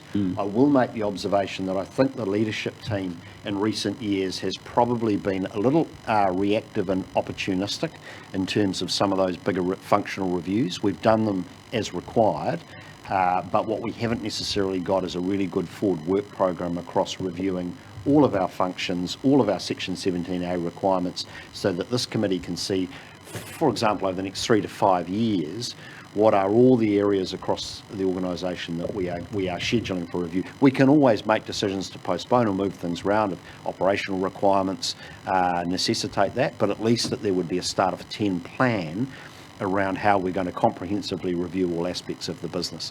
I think that's something that would help inform also the internal audit work program as well. So I certainly agree with you, James, that I don't know if we're really in a position today to make a call on these, and it would be useful perhaps at the CNS on 1st of June to have tabled, this is a one-pager with what's currently underway. And you've just triggered with me the listing the must-dos, the Section 17As, and other reviews and audits that are inevitable or we need to do over a longer period. So if we could do that, plus I'd suggest attaching to those what the current budget expectations are and where that's coming from. So we've got a global sense of all of the activity that's there, because once again we're in danger of underestimating how much auditing and reviewing we do, and thinking that we're not on top of it when we are. So I think making that explicit would be very helpful. There's an awful amount of navel gazing that we do, and we need to be clear about that. Well, can I make a suggestion, pick up on this? So our current tenure and flavour is to propose an internal audit, potentially using our full 40 hours in reserve in things asset management, which is our preference at this meeting, say today. I'm thinking of putting something like this to you.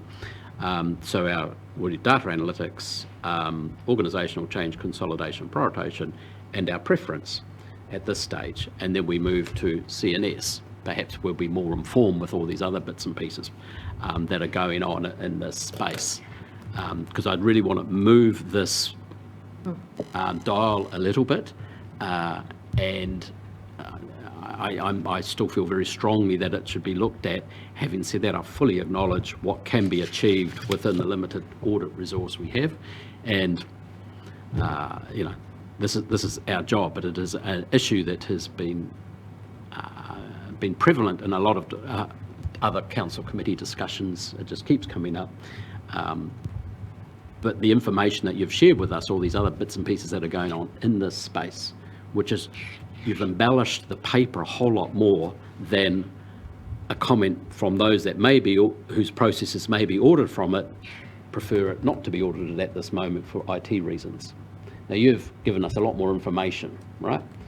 But there's an inherent contradiction and conflict that the recommended audits are not preferred by those that are going to be audited. Well, sorry, the process, I don't mean the individual. So we all see the weakness in that. Well, just following up on that, because I've got a measure of agreement with that approach, Chair. In order to give more, if you like, clarity to staff around that, I'd gone through and I struggle a little bit with the commentary and the potential audits that are there, because I just couldn't understand 2.3 organisational change. I think we should have an audit on plain language. So so I couldn't understand that. Like the sound of that one, thank you. And so I'd gone in and looked at the asset management, which I share a view that we need to have more visibility. And I just wondered, Annalie, would you be able to table the stuff I gave you a little earlier, which essentially says these are the things I'd like to look at, and following on from your commentary, James, is to say, is it worth this particular audit processes considering these aspects of our processes, not the deep dive into them, but understanding we have processes to consider, and what are they adequate processes. So it's the key line is understanding HBRC's processes for prioritising key infrastructure and asset investment decisions, funding key infrastructure investments, managing, planning, leading and servicing delivery for key infrastructure. So it's confined somewhat to key infrastructure, and what is it that we're doing in those areas to deliver on that, as opposed to what's in them. And the key context being it's the internal processes in around each one of those, regardless if we tick them off or not.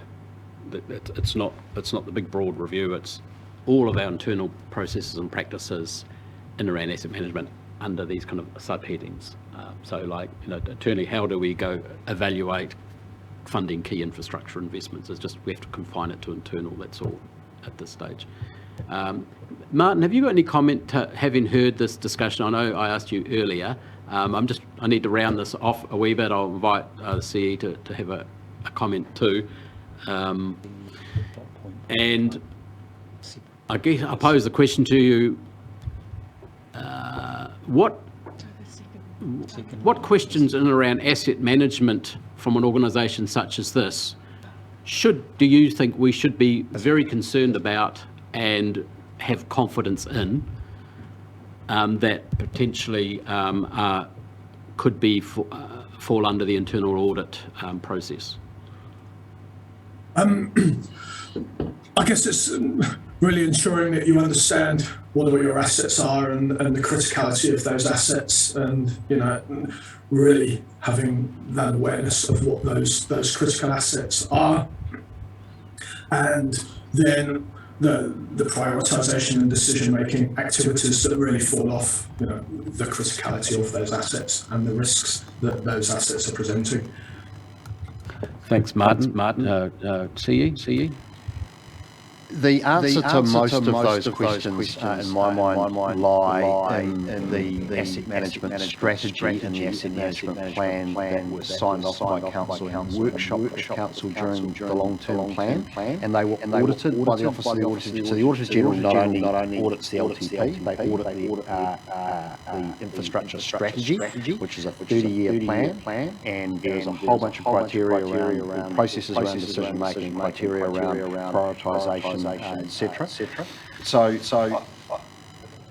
But I'm also aware that when we workshop the long-term plan with Council, we typically dump hundreds and hundreds of pages of documentation on you because you not only are considering the asset management strategy, you're actually considering all of Council's activities and all of Council's expenditure, and it's a behemoth to get your head around. So it wouldn't surprise me if many or all councillors would struggle to recollect all of the ins and outs of the asset management strategy and how decisions are made, etc.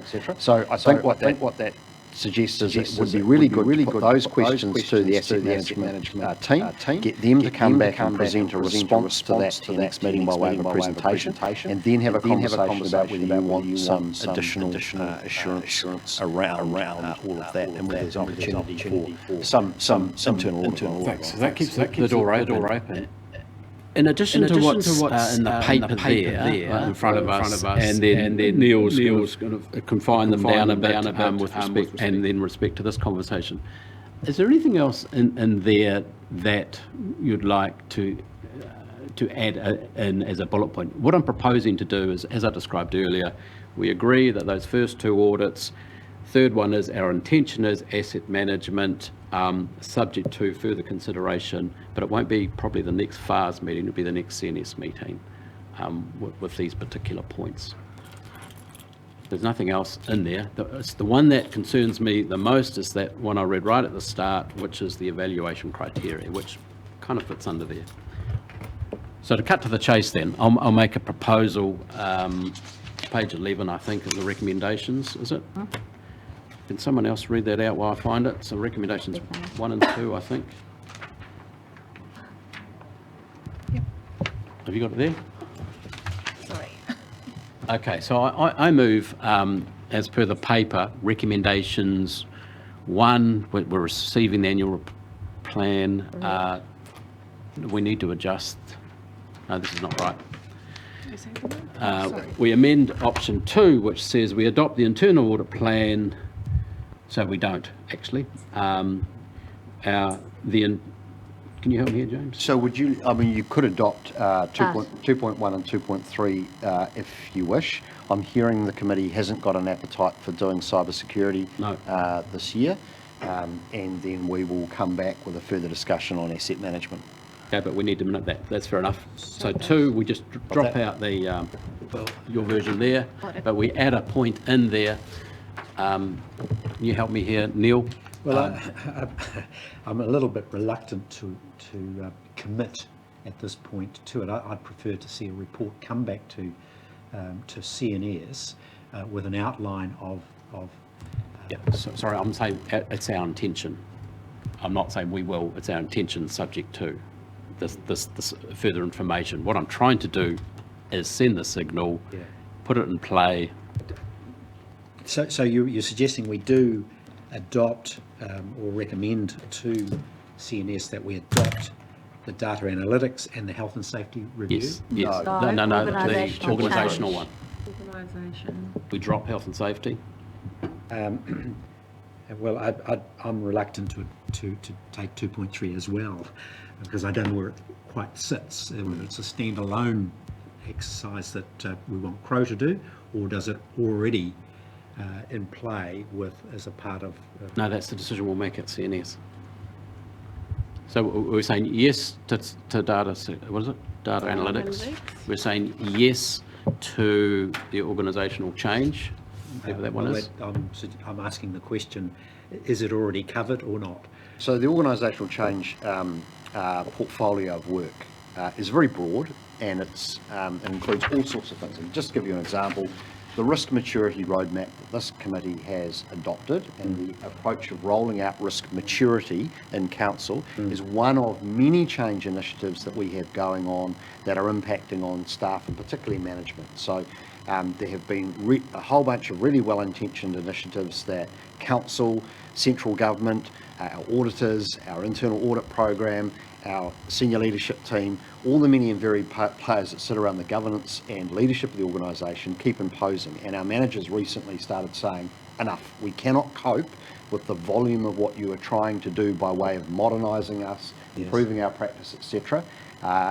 Please, can we have some prioritisation around this, and can we consolidate the work? And so we initially asked our people and capability team to work with our risk and assurance team to consolidate that picture, and we've now suggested let's use Crow as a third party and a fresh pair of eyes to help that team come up with a prioritisation framework, and then it would come to this committee. So you can see the totality of those impacts on the business and how we're thinking about scheduling some of that, which might have some implications for previous decisions.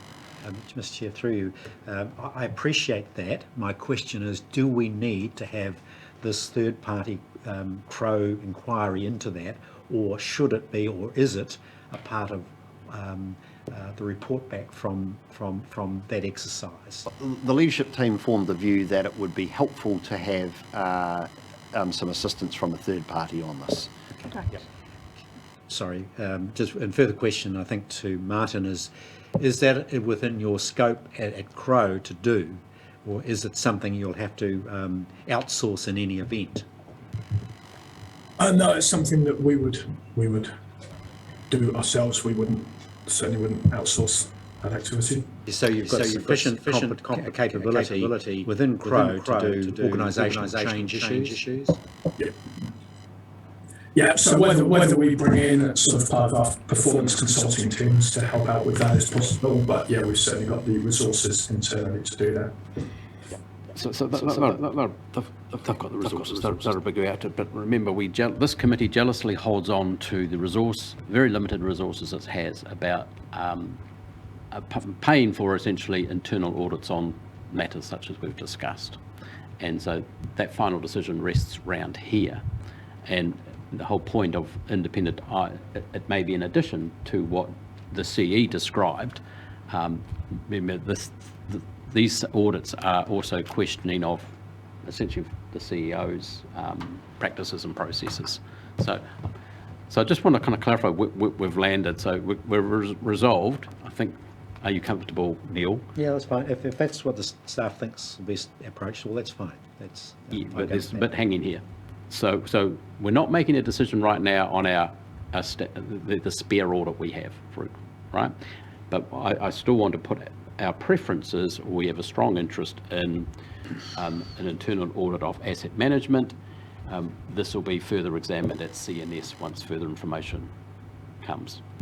So if that can be that third bullet point or note, recommendation, something along those lines, you get the gist of that, okay?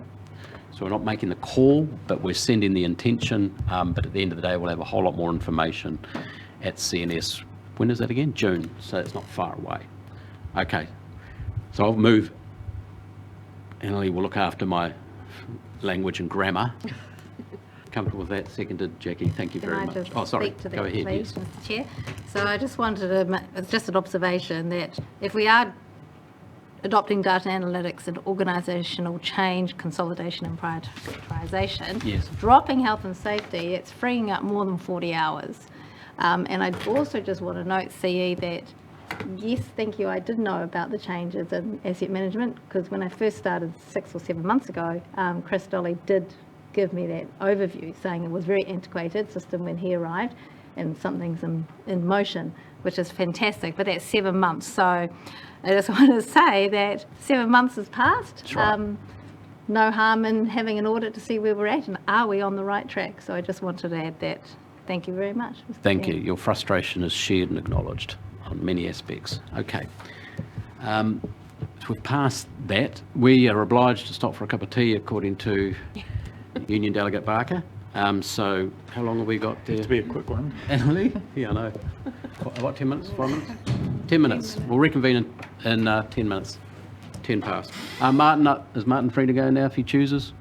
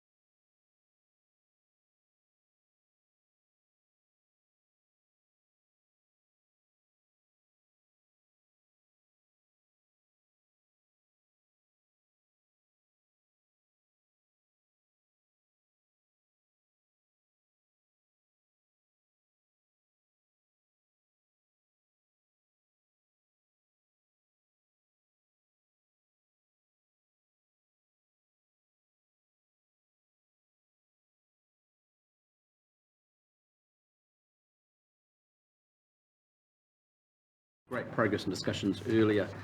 Our item 7, we're running a bit behind time. You can blame the chair on that if you like, but we've had Katie Nimming sitting over there and Katrina who are going to present the Road Safety Section 17A review next. So I'll just give you the floor straight away. Are you going to lead? Oh, Katrina is. And then assume we've gone through it, we've said it, but keep high level, and then we'll just go around the table. There are a couple of questions I'm sure everyone has. Sure Where to thing. next? Off you go. Sure thing. Okay, so you'll all remember that in December 2020, the Regional Land Transport Committee called for and sought advice on the region's road safety program and the way that we deliver that program and function.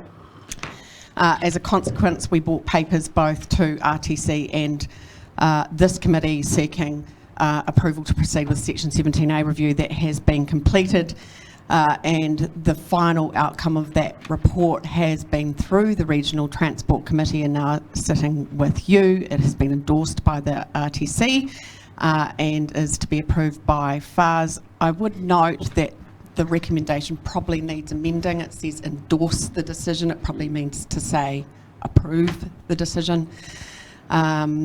The preferred option you will see in the paper, I'm sure you've all read, is a fully collaborative regional approach to road safety, largely focusing on this organisation delivering regional engagement and having the local authorities do their own road safety functions. Our role as regional council on the RTC would be designing the road safety program, ensuring that it is connected to the regional land transport plan, and all of those programs within the plan focus on engineering, education and enforcement being the 3 E's of road safety. That hasn't been particularly well done in the past. A strengthened regional transport committee role, understanding their role in that. A focused road safety group. There are multiple groups around the region that look at road safety from a range of matters, but there is no combined or focused effort on that. So it's about pulling all of those together into a focused road safety group and amending the terms of reference for the technical advisory group to ensure that road safety is one of their core functions that they need to consider. In terms of delivery, we are proposing to add in to HBRC a transport planner. They will develop the program in consultation with the technical advisory group. The road safety Hawke's Bay coordinator that we currently have in-house will continue in-house and focus on the community road safety subcommittees and regional collaboration. There's probably one other point, and that is about the funding. Currently, the TLAs provide $44,000 a year to the road safety budget of the Regional Land Transport Committee, or regional transport portfolio at HBRC. There hasn't been a discussion with the TLAs about that continued funding. It's likely to reduce or become non-existent given the role that the TLAs are going to take on themselves. It's not significant in terms of the transport budget for HBRC. Okay, thanks very much for your work there, and probably at 100 Ks it would have been even faster than 80. A very good point there about the funding, about 44K here, but the facilitation of central funding is the key, isn't it? And it's a brave and very sensible, I'm sure, recommendation of some regional type collaboration, fill in the blank. So good luck with that. So I've got a couple of questions, but Jackie, have you any thoughts or comments on this? And I'll just move around and Maybe come back to me. Will. Or not just to that funding, because the TAs will reduce theirs because they're taking on more themselves. Will we? Does that mean we'll have to increase ours, or we won't because the? Through you, Chair, we won't have to increase ours. Yep. Ultimately, the senior road safety function that we used to have would be replaced with a transport planner, so it's cost neutral. Great. Neil? Yes, thank you, Mr. Chair. I note the entire tenor of the strategy to get closer between Road Safe and the Road Transport Committee. But I'll ask a question first. Is in this process, the 17A review, was the question asked about the, if you like, independence to give free and frank advice to the Road Transport Committee without a degree of, if you like, not coercion's the wrong word, somewhat chilled advice might be the way of stating it. So to use the example, and you mentioned engineering, education and enforcement as the 3 E's of the Road Safe strategy. And I understand these well because I chaired the Road Safe Committee for 3 years. And what I valued was the independence of the expert advice coming to Road Safe. And if you wanted a strategy to have a dramatic effect on particularly road deaths in the region, you would reduce speed to 80 kilometres. That is the most effective strategy to achieve that goal. So on its own, if your KPI is to achieve that goal, that's what you do, and that's what I feel NZTA have done, is opted for that one, because they can't meet engineering objectives. Educational objectives seem to be somewhat impotent, so that's where they've gone, and I'm concerned that Road Safe has been either silent or silenced on its approach and view on the 80k limits. So, and if that's the case, then I am concerned with a strategy which has them much closer and without some degree of, if you like, autonomy and ability to offer free and frank advice to RTC. Can you help me with how you maintain relative independence and freedom of advice when we've got this, if you like, the collaborative approach, and remembering that RTC is composite of significant commercial interests, road transport interests, and you'll note the commentary, for example, of the port on this. So a lot of pressure comes on to oppose the likes of an 80k strategy, and so I don't know precisely what Road Safe's actual expert view is on the strategy. Through you, Chair, there is significant policy and guidance from Waka Kotahi, and they work very closely with our own road safety team. We will still maintain the road safety function. As I said before, there are many committees out there or working groups in the region that are focusing on road safety, but they are not coordinated in any way. We are proposing to bring them together into a road safety working group to also include that in the technical advisory group.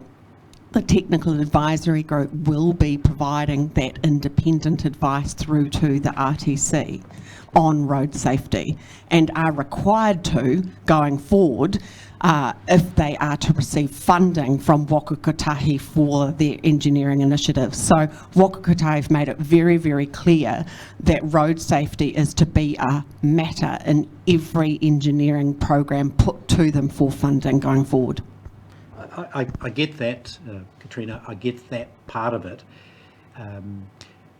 It's really, when that advice comes forward, what happens to it? Does it become superimposed with other interests, if you like? So does the advice and recommendations. Because I go back to my example, I haven't heard what the RoadSafe's actual position is from an expert perspective on the 80K scenario.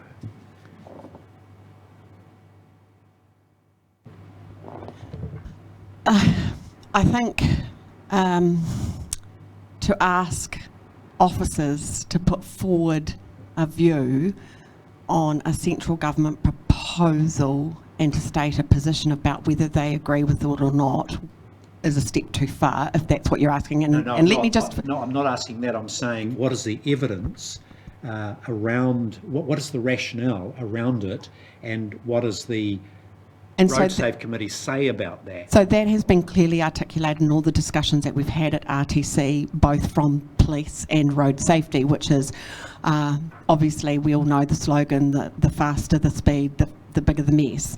That has been very clear from road safety the whole way along. But they are also adamant that the Stay Alive on 5 campaign that they have been operating in the last 18 months, which involved education and enforcement, and would also like engineering to be alongside that, is actually the correct approach. So enforcement or lowering speeds on its own is only one part of the road safety, and that has been loudly articulated over the time from road safety. Stephanie, any thoughts or comments? I don't feel I'm close enough to understand all of the intricacies of this one. My only observation is looking at the difference between the status quo and the preferred option. It seems that there are issues with the status quo that are already known, and I wonder if it's more appropriate to try and fix those first before looking at making any wholesale changes, and give it a really good run. If you know what the weaknesses are, and try and fix them first. Right, okay. You want checking? Okay, thanks. I've just got a comment. In a previous life, I was actually the Associate Transport Minister with responsibility for communicating issues around the road toll. And in I think last calendar year, there were 327 funerals from road deaths. 327 family members died. Sadly, 2/3 of those were very excessive alcohol counts, drugs, no seat belts, no helmets for motorcyclists, and or distraction. 2/3 of the road toll.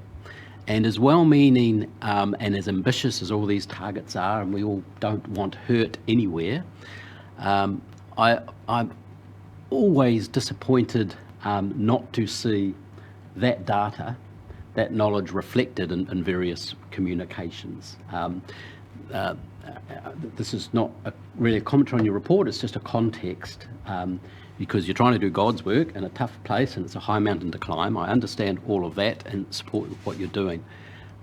But often the commentary in this, there's an honesty missing which almost leads to dishonesty and a massive sledgehammer coming down for well-meaning, law-abiding families who religiously stick to the limit, whatever it is, and be grumpy, but they'll stick to it. They're good people, and then essentially getting the blame for these things, which I think most of us just cannot comprehend. It's a brutal reality, and even the paper actually and accompanying documents kind of go over it a bit lightly. So I'll just let that rest. You don't need to comment on it unless you feel compelled to, of course.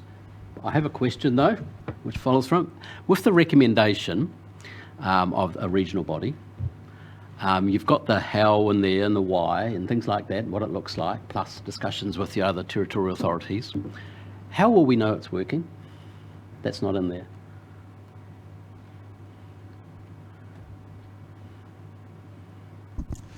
Ultimately, what we want to see is greater collaboration with the TLAs and on road safety specifically with the RTC, So I won't interrupt And- you. What's and- the measurable thing this committee can keep an eye on that will show, oh, this is actually worth the change? Deaths. Well, we currently have a service level measure in our long-term plan around, and in our strategic plan around road safety, death and injury. And one of the issues I think we've been bedeviled with is the limitations of our levers as an institution in what is a large ecosystem of activity to influence those outcomes, and it is something we're going to need to reflect on. I think if we're going to make some changes to the delivery of road safe, it's opportune, I think, to look at those measures and what is the effectiveness. And to go to Katrina's point, I think it probably looks more like measures of coordination and coherency of the system than necessarily road safety outcomes on the ground, of which we have very limited influence, which I know probably doesn't feel very satisfactory. But if we are trying to drive a system where all the parts, such as engineering, enforcement, education, are all working together to get the maximum impact, then the very best we can do probably is measure that level of coordination and promote that coordination. Ultimately, the end use impact on the ground will be the cumulative Sure. impact of all of the actors in the space. Sure, and that's an honest reflection. I don't mean to be dishonest, but that's actually the expectations of this body far exceed its abilities to deliver, and that's very hard and new. So I suggest we may articulate that in our, at least internal communication, so we're asking. Sorry, Katie Nimitz. I didn't need to say much more than that, actually. Thank you very much. It was perfect. I think the challenge we have is that at a service level reporting, at a service measure reporting level, we have to report on reduction in DSIs to 40% reduction. And so that's the challenge. Is technically that's how we're measuring success, but as you mentioned, that's a very arbitrary figure, and it's something that is, different every day. But from a success measure internally at a regional level, it's about achieving that collaboration and making sure that all of those things are working together as they haven't in the past. But again, that's not something that we tangibly have to measure, but we will no doubt see that as an improvement. But one thing that is really important to note is that by having this represented at the technical advisory group level and reporting it into the RTC, that we need to see more coverage. And I think that's outlined in the report, is that the RTC need more oversight over road safety at a regional level, not just from members within the regional council. And so when we see that, that will also be measuring success.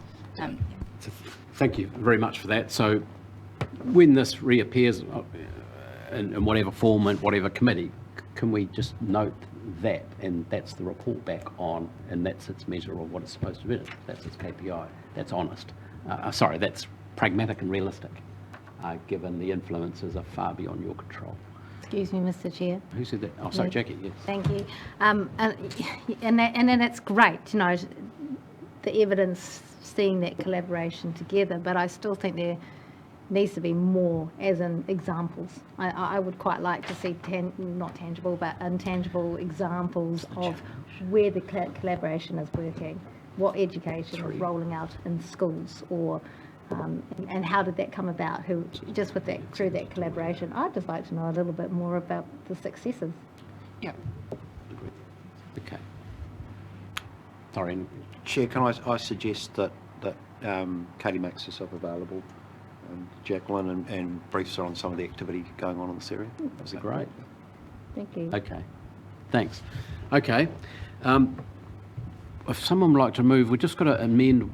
Katrina, you were talking about recommendation 3, I think, which should probably read, agree that the preferred, or is that what you were saying, the preferred service delivery model? Is that what you were suggesting earlier? Yes, in recommendation 3 it says endorses. It needs to be a bit more than that. It needs to be agrees. Yeah, we don't muck around on this committee. We agree or we don't. Okay, are we comfortable with that small amendment?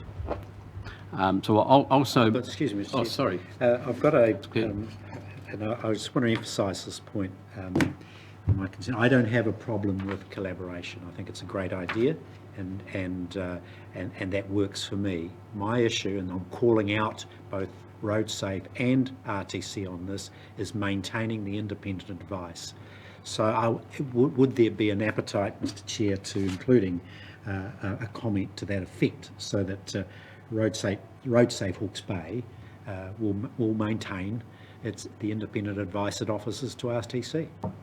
Is that, it should be by default it does that, I think. Is that necessary we put that in? I understand your concern. Can I make the observation, Chair, that one of the challenges in this area is that policy with respect to road safety is principally determined by central government, and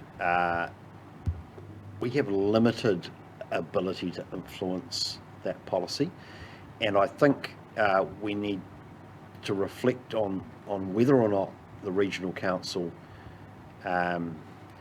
has ever really had, and it probably has developed some capability historically, which Neil refers to, which might have been a little bit wide of mandate, and it might have been more born of the passion and enthusiasm of staff involved to proffer views around the adequacy of road safety policy, which kind of might have been a bit beyond our brief. And I think we need to retain independent advice around the efficacy of the local system and the collaboration of the local system.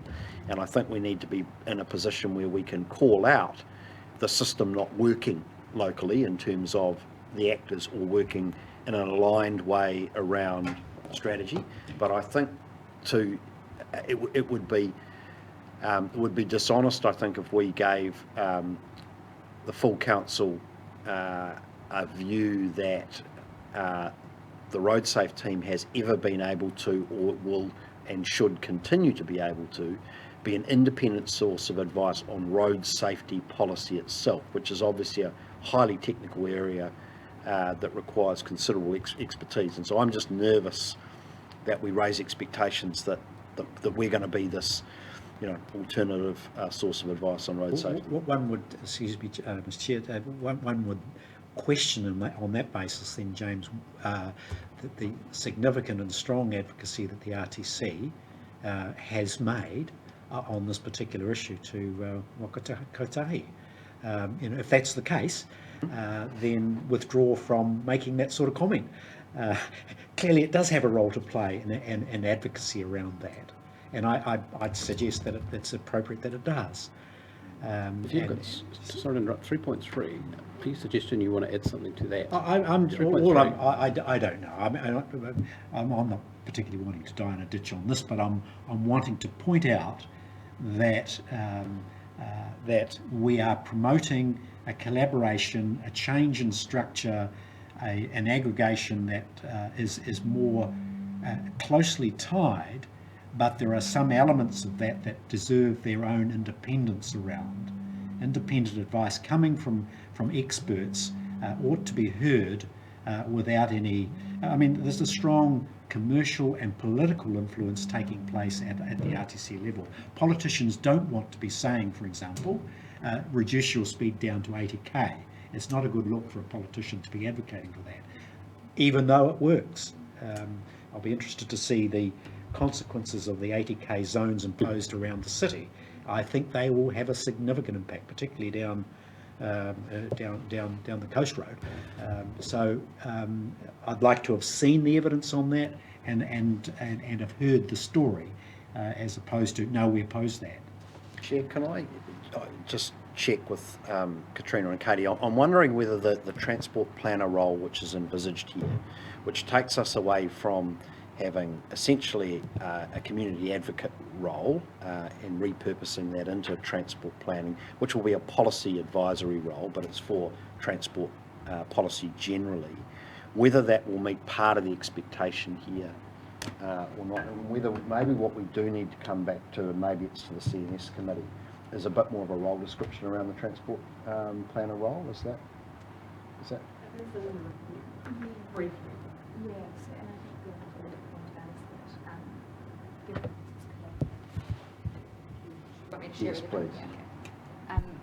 So just to point out that obviously, given that this is a collaborative approach, that the advice, if there is expert advice, is coming from Hastings District Council, Napier City Council, Central Hawke's Bay, it's coming from Wairoa, and it's coming from Waka Kotahi. So Waka Kotahi are on the technical advisory group, and that there is expert advice and advice involved in that, but that is presented to the RTC as information, and then the RTC would provide opinions. It's not the officer's place to provide the opinions. But yes, that will technically be expert advice, whether it's from a policy level or an engineering level or an enforcement level. We could definitely define the transport planner role, but I would be wary of making it about that person having a brand of independent advice. So it comes down to, we've got the recommendations in front of us. I was about to ask someone to move those. Neil, having aired your concern and having the engagement back and forth, are you comfortable with recommendations they are, albeit, again, at CNS, when this pops up again, there may be some further information or further discussion. Your key point about the independence, my goodness, if we had to write that in every paper we had, we ain't got independence. It's part of the, should be part of the furniture. But are you comfortable with that? These go ahead, or do you? No, I'm fine with. Okay, it's because I'm just wary of time. But point noted, and can we just reference that whenever this comes back again? Look, it's an Just important and note valid these point, concerns. and I think when we take this through to CNS, it would be helpful if there is It's just a bit of a commentary. a little commentary on how we're dealing with it. Right. Okay. Thanks for the discussion. Jacqueline, would you like to, in plain English, move this paper? These Yes. recommendations, at least. Thank I'll you. move that. Thank you, Neil. Thanks for your seconding of these. In favour, aye, passed. Enthusiastic support for. Yes, thank you. Out of the blocks. Okay. Right, we go to the annual report adoption update. I think this is the Audit NZ one, isn't it? Look, it is, and we're just finally at the point now where we do have a unmodified audit opinion, and the report as previously presented is now good to adopt. That's right. So this is almost a formality, other than anyone have any points or discussions around it. The key items that they're right in front of us. It has been discussed and digested, not only at this committee, CNS, and I think at the full council a few times. It's good to see it's been satisfied, or at least Audit NZ are satisfied now for the actions that this council's taken. Probably not the best example of financial reporting this organisation's ever had, but it's fixed now. And our frustrations with how long it all took, but Audit NZ are now in agreement with the approach. So any comment or thoughts to this, further to that? Okay, well, I'll just move this, those recommendations. I'll move the recommendations as in the paper that we receive and note the 2021 annual report adoption update staff report. Will you second that, please? Thank you, Will. That's seconded and that's passed. Thanks very much, everybody. That's a nice tidy up for a lot of things. Okay, well, talking of balance sheets and things, we've got item 9, which is the quarterly treasury report. Who's leading that? Andrew or Chris? We've got Tim online. Tim, I'm not sure whether you were joining simply for the annual report or also for the treasury report as well. Gone. You gone? You mentioned his name. He's gone. I think that's answered the question. I feel like doing that sometimes. So, look, in the absence of our CFO today and any other responsible staff, I will take any questions that I can possibly answer in relation to the report. Otherwise, we'll have to come back with any answers to anything I can't answer. Okay, so we acknowledge that it's good to have the finance team / person key people here during that, but we acknowledge there are issues which just prevent them from being here today, so that's understandable. Much of the items in this, remember this is the summation of where things are at, etc. The context, of course, as you can see from some of the numbers there and flowing through, it's not flash, not projected to be flash. Global financial markets, even local financial markets, whatever you want. Key things to me here are at least these papers now pick up a portfolio approach, such as the Wellington leasehold property portfolio and our risk matrix for financial and investments around the country. It's been around the globe, actually. is evolving. Note that we've also, parallel to this, undertaken this review of the cost of the fund managers that we have for various organisations. Just a parallel point to this, but this is all about the treasury and markets, etc. So any thoughts or comments in and around this as at 1st of January to 31st of March for the last quarter, which wraps up the no, it doesn't, it's 2/3, 3/4 of the last financial year. Okay, there is. I do have one thing. Sorry. Oh, sorry. Oh, Yeah. no, you go. I'm still trying to find my sentence. Okay, well, there's a phrase in there which I think it's in this one, which it's a standing question, that is this organisation confident of receiving its funds, the funds expected of it from organisations such as HBRAC, and that phrase is in there. But I think it's very important to note that it's potentially of reserves or borrowings. It's not necessarily cash capital gains. So at the end of the day, the group balance sheet is impacted negatively unless HBRIC is able to perform to the agreed market return, which is about 6% over medium term. Paragraph 28. Sorry, what was it? 20? Paragraph 28 in the paper. Thanks. Anyway, Will. Neil's taking me straight to where I was going. So yeah, just that paragraph 28 kind of points out the capital sum is lower than expected. We know the returns are lower than expected from paragraph 26 it was. So because of that, any shortfall will be borrowed. Yes. And so that's to meet, what we've set out in the LTP basically. But regardless of that, we're still bound by our borrowing kind of limits and caps that we set in that LTP as well. And so really the question is, when do we need to react? Like, how much longer could this sort of trend go for before we have to react and say, well, hang on, it's going too far, or we're borrowing too much? And yeah, it just is a kind of high level.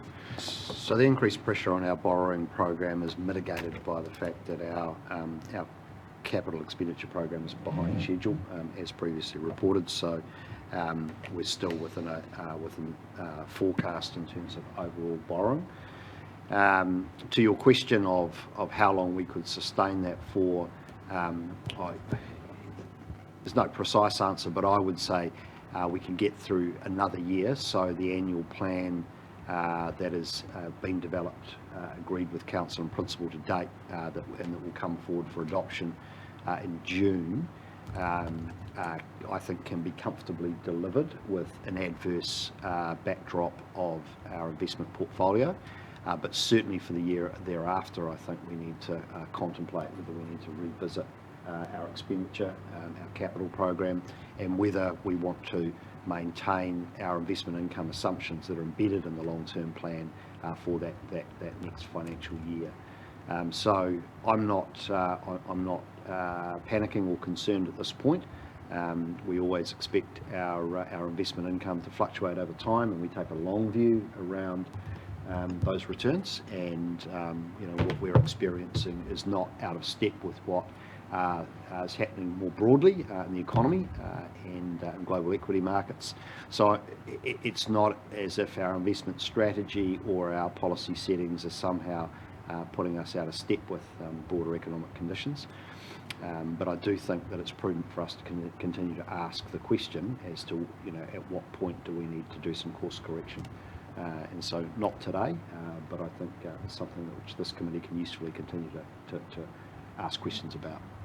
Jackie. Yeah, just further to that as well, 27.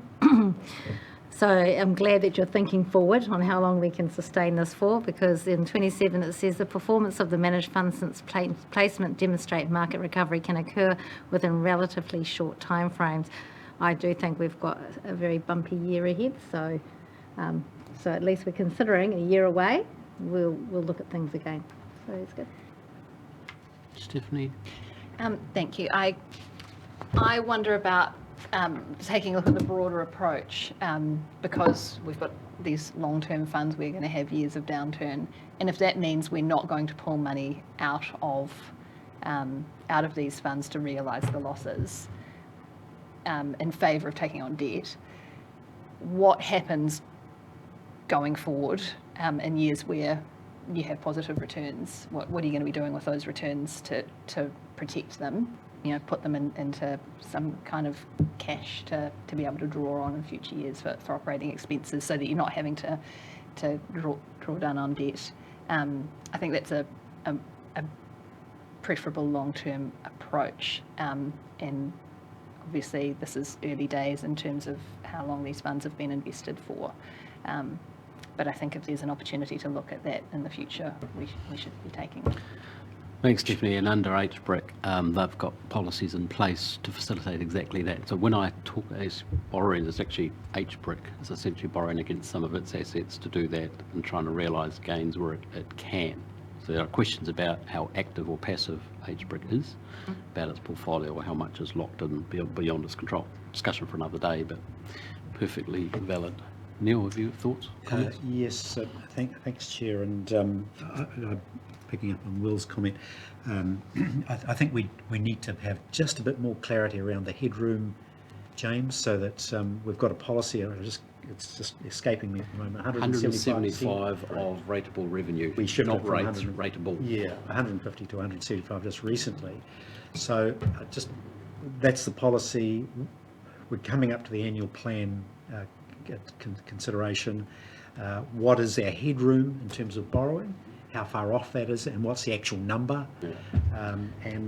Because we've got this unfortunate coincidence of significantly declined revenues from our investments, the prospects not looking good from a war perspective and market perspective for probably a year.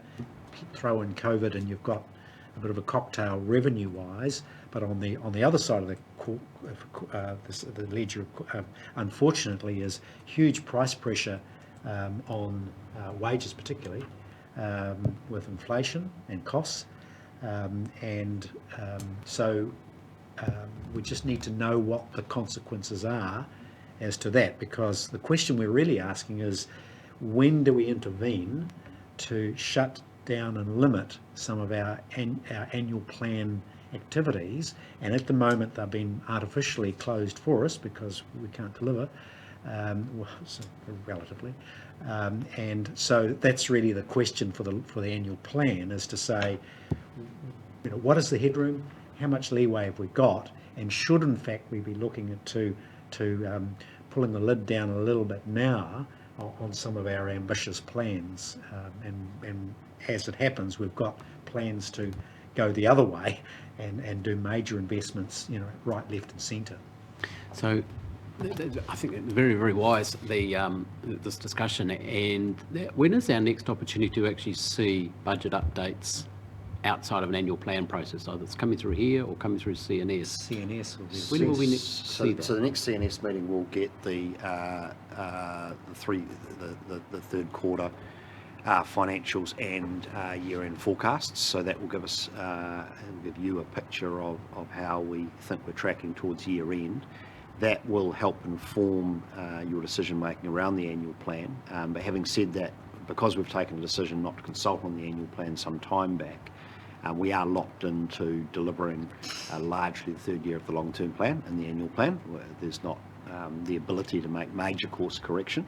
There'll be some minor budget adjustments that we'll be proposing, and there'll be carry forwards, etc., that we'll be proposing, which is quite a good lever, I think, for you to consider what does get carried forward to the next year and what just gets effectively written off by way of activity that we're just not going to. So can I invite, with forbearance of the CNS chair, that we just have that, extend that discussion a bit further at CNS if the next one, but less forecast as to how we're tracking towards the forecast as at the end of this financial year, because there's not much we can do about that.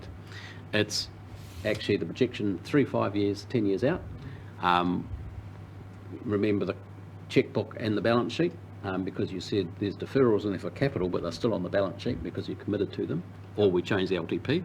So where we're at, and be at the headroom discussion. I think it's all very, very helpful because there are lots of challenges. Everyone's aware of the challenges out there.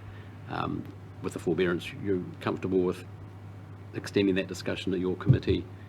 James, are we anticipating a workshop, an annual plan workshop prior to adoption? I believe so. I just need to double check on that. Given that most of the decisions have been made, there may be an expectation from the team that they're just going to bring a paper straight through. So I just want to double check that. But if a workshop's requested or required, then absolutely. It's probably in there. I just haven't got that right now. I do think for the next CNS we should provide information on the debt track. Sounds like that would be useful, and we can provide a copy of that paper to Stephanie as well, so that she's got visibility given her interest in that issue. So I think we can do that. The only thing I'm slightly nervous about, just perhaps temper the Chair's enthusiasm on this, is that the local government long-term planning cycle and the various strictures around how you can deviate and consultation, etc., inherently makes us less fleet of foot than we might otherwise be if we were a private company or something like that, looking at material changes to market conditions and wanting to trim our sails and all the rest. So we operate more as a super tanker to turn, and as a consequence we keep ourselves well inside our debt limits and what have you, and maintain a degree of fiscal prudence that enables us to go with the analogy as a super tanker, go with stormy seas and rise and fall a little bit, generally try to maintain business continuity in terms of delivery of our services and absorb those impacts on the balance sheet through debt over time. So we can certainly have a good discussion prior to the adoption of the annual plan. What's the bit you're checking my enthusiasm on? Well, I'm always enthusiastic. Well, just how much introspection on the upcoming year's annual plan and how much opportunity we have to pull levers on that. It's just pretty limited, Sure. right? Well, it's locked and loaded. Yeah. But I would rather, I don't know the process, but if it came to a crunch, I would rather us have to, yes, we're going to change something, therefore we've got to go and consult, be it the 1, 3 or 10-year plan, whatever it is, rather than not be able to pay our bills or whack our ratepayers with another increase. Absolutely. Right? So it's a pretty clear trade-off to me. But that'll fall out of this discussion that we've just talked about. I mean, here's the world if you look at just a 2 or 3 year cycle. Our biggest asset is the port, and we have obligations and commitments in and around that. It was floated at $2.60. It's been up to about $3.90, 95, thereabouts. That was banked. Those gains were banked along the way, or $3.70 or something at some balance date. It's currently at $2.88. So this is not questioning their ability to pay a dividend or anything like that. That's up to them.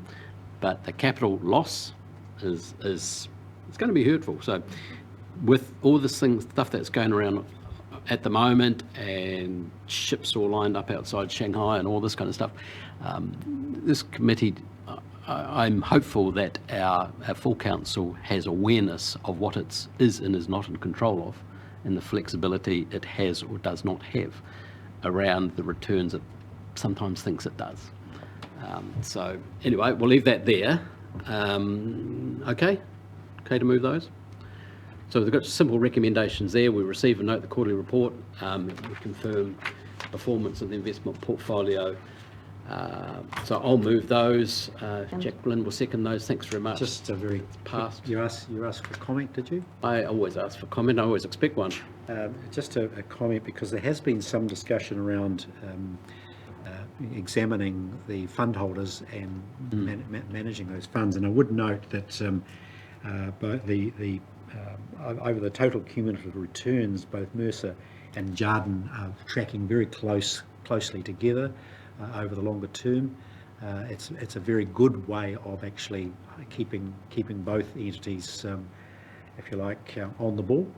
And I would be very reluctant to move away or to change those particular settings to manage the investment funds.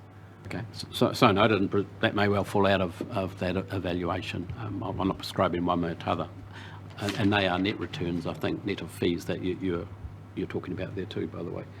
Okay, so we've moved that paper. What have we got on next? Risk maturity update. That's always a highlight of this committee. I'm very wary of time. That's all. So if you could just kind of go into it straight away, and then I'll just move. Quite briefly, and then I'll just move around the table. Really interested in those pertinent issues, but we can't do a particularly deep dive today. Thank you, Chair. This paper is just really presented to the committee just for transparency, just to let the committee know that essentially with all the disruption that's been had in the last few months, it has been quite challenging to really take the risk maturity to the next level. Unfortunately, the timing with the risk maturity was that we were at the point of providing process and structure into the business, and that was starting with actually training the risk champions and then get risk champions to facilitate the development of group risk profiles, and that's much more successfully done in a room, in a forum like this. It's quite challenging through Teams. So essentially we kind of put that on hold until such time as there's better connection and connectivity, I guess, between staff, and this paper is just really bringing that to the table. And it is, and thank you for that. I've got one brief question. It's also very helpful that you've been in the room, I think, all morning, cognizant of some of the other discussions, so you can see the risks in members' heads that are of interest to them, and hopefully we could see it across your various reports at some stage. So one question that's on item 10, page 125. You describe the delay in the review of risk appetite statement, risk management policy and risk management framework, and you say the reason for delay is awaiting the election and the News FARS committee. And I'm very surprised at that, because if that was true, we wouldn't do anything anywhere. There's an election every 3 years, allegedly. So is that the right answer for why that's been delayed? It's on hold, sorry. You're awaiting... Actually, I could actually continue to progress that if the preference of the committee is progress that. You allocate the resources. I'm just that the rationale doesn't sit very comfortably with me. And I guess that the next step for that is to re-workshop some of those statements that were made last time, because some of them perhaps maybe a little bit we just need clarity as to whether they're conservative or whether that's where the statement needs to be in terms of the risk that was but it says it's 75% complete. Yeah, it is. And so 25% of that is the FARS committee to have a sit down and think about that, or are you saying it's actually something that happens every 3 years, which is why you're waiting for the election? The statement has actually not had the final sign-off, so there is a process to go through to get that final sign-off. Well, why don't we talk offline on that one, because I'm of the opinion that this is a very informed committee who like to get their teeth into these things, or at least discuss them, not to defer it for another 6 months. Okay, yeah. Where have I started? Will, any thoughts or comments around this? Much of it as we have seen before. Councillor Curtin? Nothing to say. Thank you. Stephanie? Thank you. Yeah, I totally agree with your point. I was going to raise that as well. Push on with that last point on the table if it's 75% there. The other one I picked up on was around the earlier point with the loss of risk champions. I think it's the first point in that chart. The formal training of the risk champions, 2% there on hold because of loss of risk champions due to resignations and secondments. I just wonder how that ties into the point on, I think it's page 130, where I think that training point and the dashboard had actually been closed. I was wondering if that's the same issue and if that needs... Have you got the dashboard?